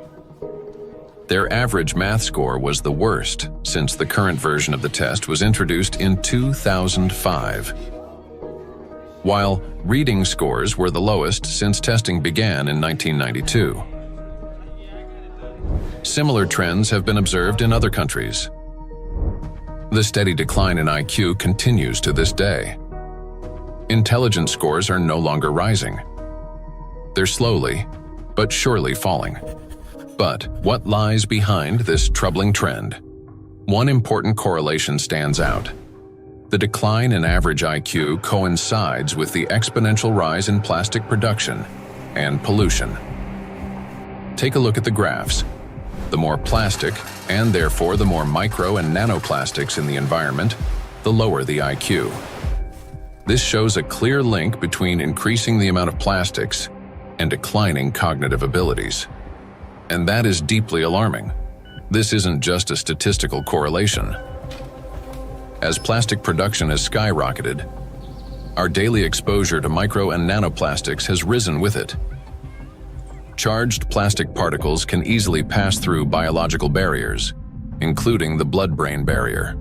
Once inside the brain, nanoplastic particles accumulate not only in neurons, but also in glial cells, the very cells that nourish and protect neurons and help form neural connections. There are many more glial cells in the brain than neurons themselves. Electrostatically charged nanoplastic disrupts the function of glial cells, triggering inflammation and chronic stress, setting off a continuous cycle of destruction inside the brain itself. For the brain, chronic stress and inflammation are like a computer running on a critically low battery. When the battery is nearly drained but dozens of programs are still running, the system automatically switches to power-saving mode, shutting down energy-intensive applications to avoid overheating or freezing. Our brain works in a similar way. When stress and inflammation reach a critical point, the brain, like a computer, will eventually shut down its most energy-demanding regions to survive and conserve energy. The first to go offline is the prefrontal cortex, the youngest and most complex part of the brain. It's considered the control center, responsible for such essential functions as intelligence, behavioral regulation, and the ability to think logically, consistently, and rationally by comparing facts and drawing conclusions. The most dangerous part is that the shutdown of the prefrontal cortex happens silently, without our awareness, and we won't even realize it. The brain will switch to its basic survival programs. The ancient rapid response system, the limbic system, takes over. Its key structures, the amygdala and hypothalamus, trigger the fight, flight, or freeze reaction, fast, impulsive, and without time for reflection. These systems will still stay active for a while because the brain identifies them as critical for survival. As a result, rational decision-making gives way to panic. Creativity and intelligence are replaced by degradation and dullness. Empathy fades, replaced by indifference or aggression. Electrostatically charged plastic particles that enter the brain interact with neuronal membranes, activating microglia, and continuously fueling oxidative stress and chronic inflammation. Prolonged stress literally reshapes the brain. In the prefrontal cortex, the center of analysis and control, neural connections weaken and disintegrate. Similar changes occur in the hippocampus, the region responsible for memory and learning. Neural connections fade away, and the hippocampus deteriorates. In the amygdala, the centers of fear and anxiety, the opposite happens. Connections strengthen, anxiety and aggression intensify, and panic attacks may develop. The brain reorganizes itself. Instead of thinking and analyzing, it starts operating on instincts. In doing so, it loses the ability to recognize real danger and respond appropriately. This isn't a temporary reaction. It's a fundamental restructuring of the brain. The capacity for learning, cooperation, and rational decision-making declines. This may help explain global trends we see today in society. A decline in average intelligence, a rise in anxiety and depression, an increase in aggression, impulsivity, and issues in social relationships. As the amount of plastic in the environment continues to grow, the reverse Flynn effect will only become more pronounced. People won't just become less intelligent, they won't even realize it. They'll become captives of a reality distorted by their own brains. As a result, humanity will lose the ability to perceive the world, events, and even obvious threats adequately. They'll no longer be able to connect facts logically, and therefore will lose the ability to make sound decisions. That will mark the end of human thinking. Our cognitive decline is already underway. This is not a prediction, but reality. Plastics are making us less intelligent and less capable of responding to crises. They're damaging the regions of the brain that are responsible for memory, attention, problem solving, and creativity. The very abilities we urgently need to achieve scientific breakthroughs and to find a way to neutralize the threat posed by micro and nanoplastics. And we have very little time left to make the right decisions.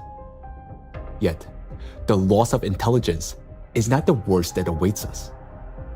Prolonged exposure to micro nanoplastics and their accumulation in the brain that leads to gradual failure of even our most basic survival functions. In other words, we risk losing not only our ability to think, but our very ability to live. And if that sounds like an exaggeration, consider the bees. Because their body mass is much smaller, the concentration of plastics in their brains is much higher. They already live in the world that we are now rapidly entering. Microplastic can enter a bee's body through its thin cuticle, or along with food. and within just 72 hours, it reaches the brain. From there, as in humans, it triggers synaptic damage, neuroinflammation, cell death, and neurotransmitter disruption. The bee loses body mass, its metabolism slows, and its immunity weakens. Its sense of smell, memory, and navigation begin to deteriorate, and bees stop recognizing their own colony and can no longer find their way back to the hive. With prolonged exposure to nanoplastic, the damage becomes fatal. The bee's nervous system collapses under the strain, and some simply drop dead in mid-flight. Look at this photo. You can see the brain of a bee that has been penetrated by nanoplastics. This amount of nanoplastics was enough to cause serious cognitive impairment in the bee. What is a critical point beyond which, like the bee, we stop recognizing the world around us and die on our way home? If nothing changes, this is a future that awaits us. It's also important to acknowledge that there is no safe level of these chemicals in the body. So while the manifestation may take time at a lower doses, it is not immune, that at lower dose it's safe to have that. And why is it important? I think it's important for so many reasons, because as soon as we define the threshold, various special interest groups would argue to keep micro nanoplastic concentration below that level, whether it's in soil or in water or whatever that is. And what does that mean? Is that we are allowed to have some degree of micro nanoplastic in our sources, air, soil, water, and so forth.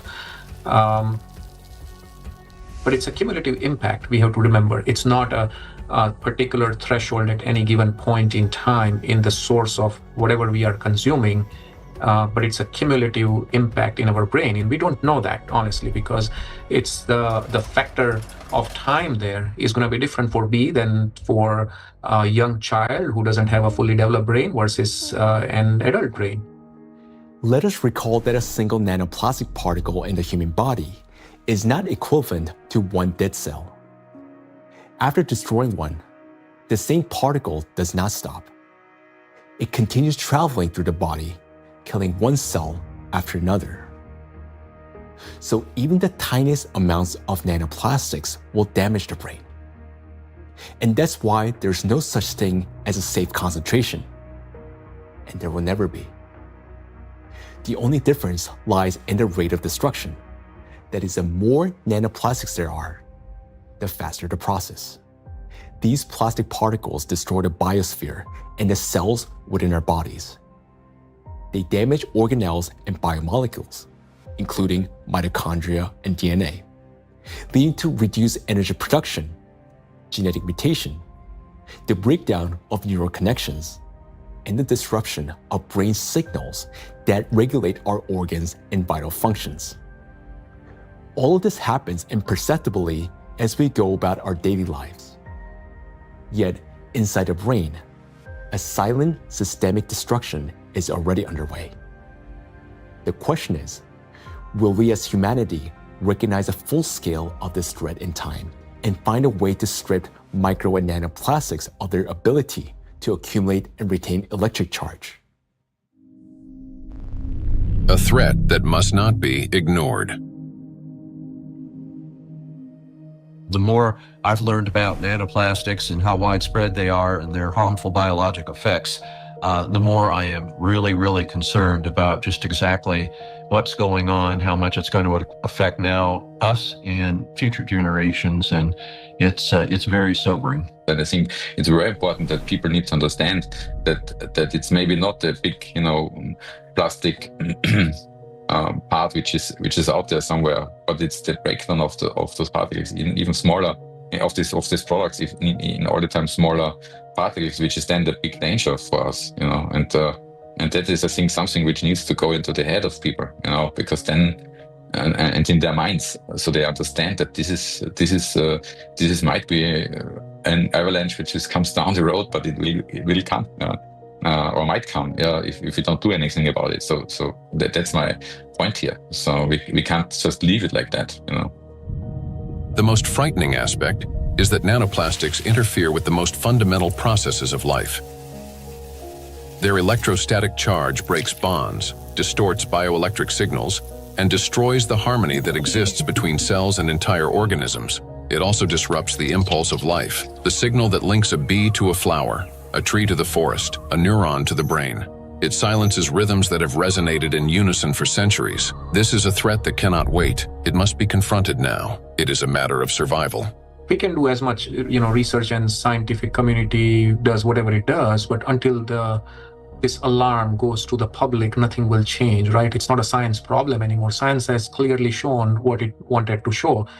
Maybe there will be 10 more studies in the next few years, right? And then what, right? Until we change, and this change is based on the public opinion. I want to leave something which is, our legacy should be habitable by our future generations. And that's the pure purpose we all have in common. If we can connect to our own health, I think that is way more powerful and more appealing for all of us to collectively act on this together. I think that's a very important point. And I think at a societal level, we all have to incorporate the other dimension beyond, in our balance sheets, beyond the dollars and pounds and euros and rupees, right, is the health, the impact on the health. And I think that has to be a part of the balance sheet, because what are we making money for if we can't survive or have a good quality of life? Then everything else is worthless for us and for the future generations. I think maybe a reason why I do that, to just show by example that we need to do that. It's my big, hope that I can contribute to a solution, and also to people thinking about it, talking about it, and acting accordingly to make this world a better place, and not just always a worse place for the future, especially for the next generations and for my son and for families, and of course all over the world to take care. And I'm trying to contribute the awareness of people, to explain, to show them the risks, and to make them understand the problem, the real extent of problem, to put them into action. So I just want to say one last word, that we only have one planet, and this planet is not single use, so we should consider this. For too long, we have lived under the comforting illusion that there's still time, that humanity will always have a chance to recognize, understand, and respond. But that time has passed already. Our greatest challenge now is to find a solution before we cross the point of no return, while we still have both our intellect and the little time that remains. But for this to happen, all of humanity must first grasp the true scale of what is unfolding. Only then will we be able to direct our full scientific potential and resources toward finding a solution. As we have seen already, no single individual, organization, or nation alone can solve such a complex problem. The scientific community of ALLATRA has been searching for the solution for 2 decades. And although it hasn't been found yet, we know it exists, which means that the solution is achievable, and finding it is essential for survival. Through years of research, we have come to clear understanding that the efforts of the entire global community must be united, and urgently. The challenge before us is enormous: to find a way to strip micro and nanoplastics of their ability to accumulate and retain electric charge across the entire biosphere, not just in a test tube or single organism, and to do so without harming humanity, the planet, or disrupting the Earth's magnetic field. Today, micro nanoplastics are present in every human being, including newborns taking their very first breath. In fact, unborn children developing in the womb are already exposed to these tiny particles, and even human eggs and semen are now contaminated and impacted by nanoplastics. For the first time in history, we face an enemy that threatens all life on the planet. And unless we change the course, this crisis will only deepen. Nanoplastics have indeed become the only true enemy of all humankind and each of us. I want to say that now is not the time for geopolitical rivalries or economic wars. It is not the time to build new empires. When one realizes that they're dying, it makes no sense to start building a new house, especially when no one will be left to live in it. And above all, we no longer have a time for military conflicts. There's no sense in killing one another when we're already being killed by a common invisible enemy, although some don't even realize it yet. We cannot remain indifferent to this threat because our future depends on whether we're capable of setting aside our divisions and uniting against this killer, nanoplastics, which threatens all life on our planet. The question is, are we capable of truly understanding all this? Or has nanoplastic already damaged our minds to the point where we don't even recognize the mortal danger hanging over humanity? If we can still see the reality for what it is, then we're obligated to act, to find a solution while we still can.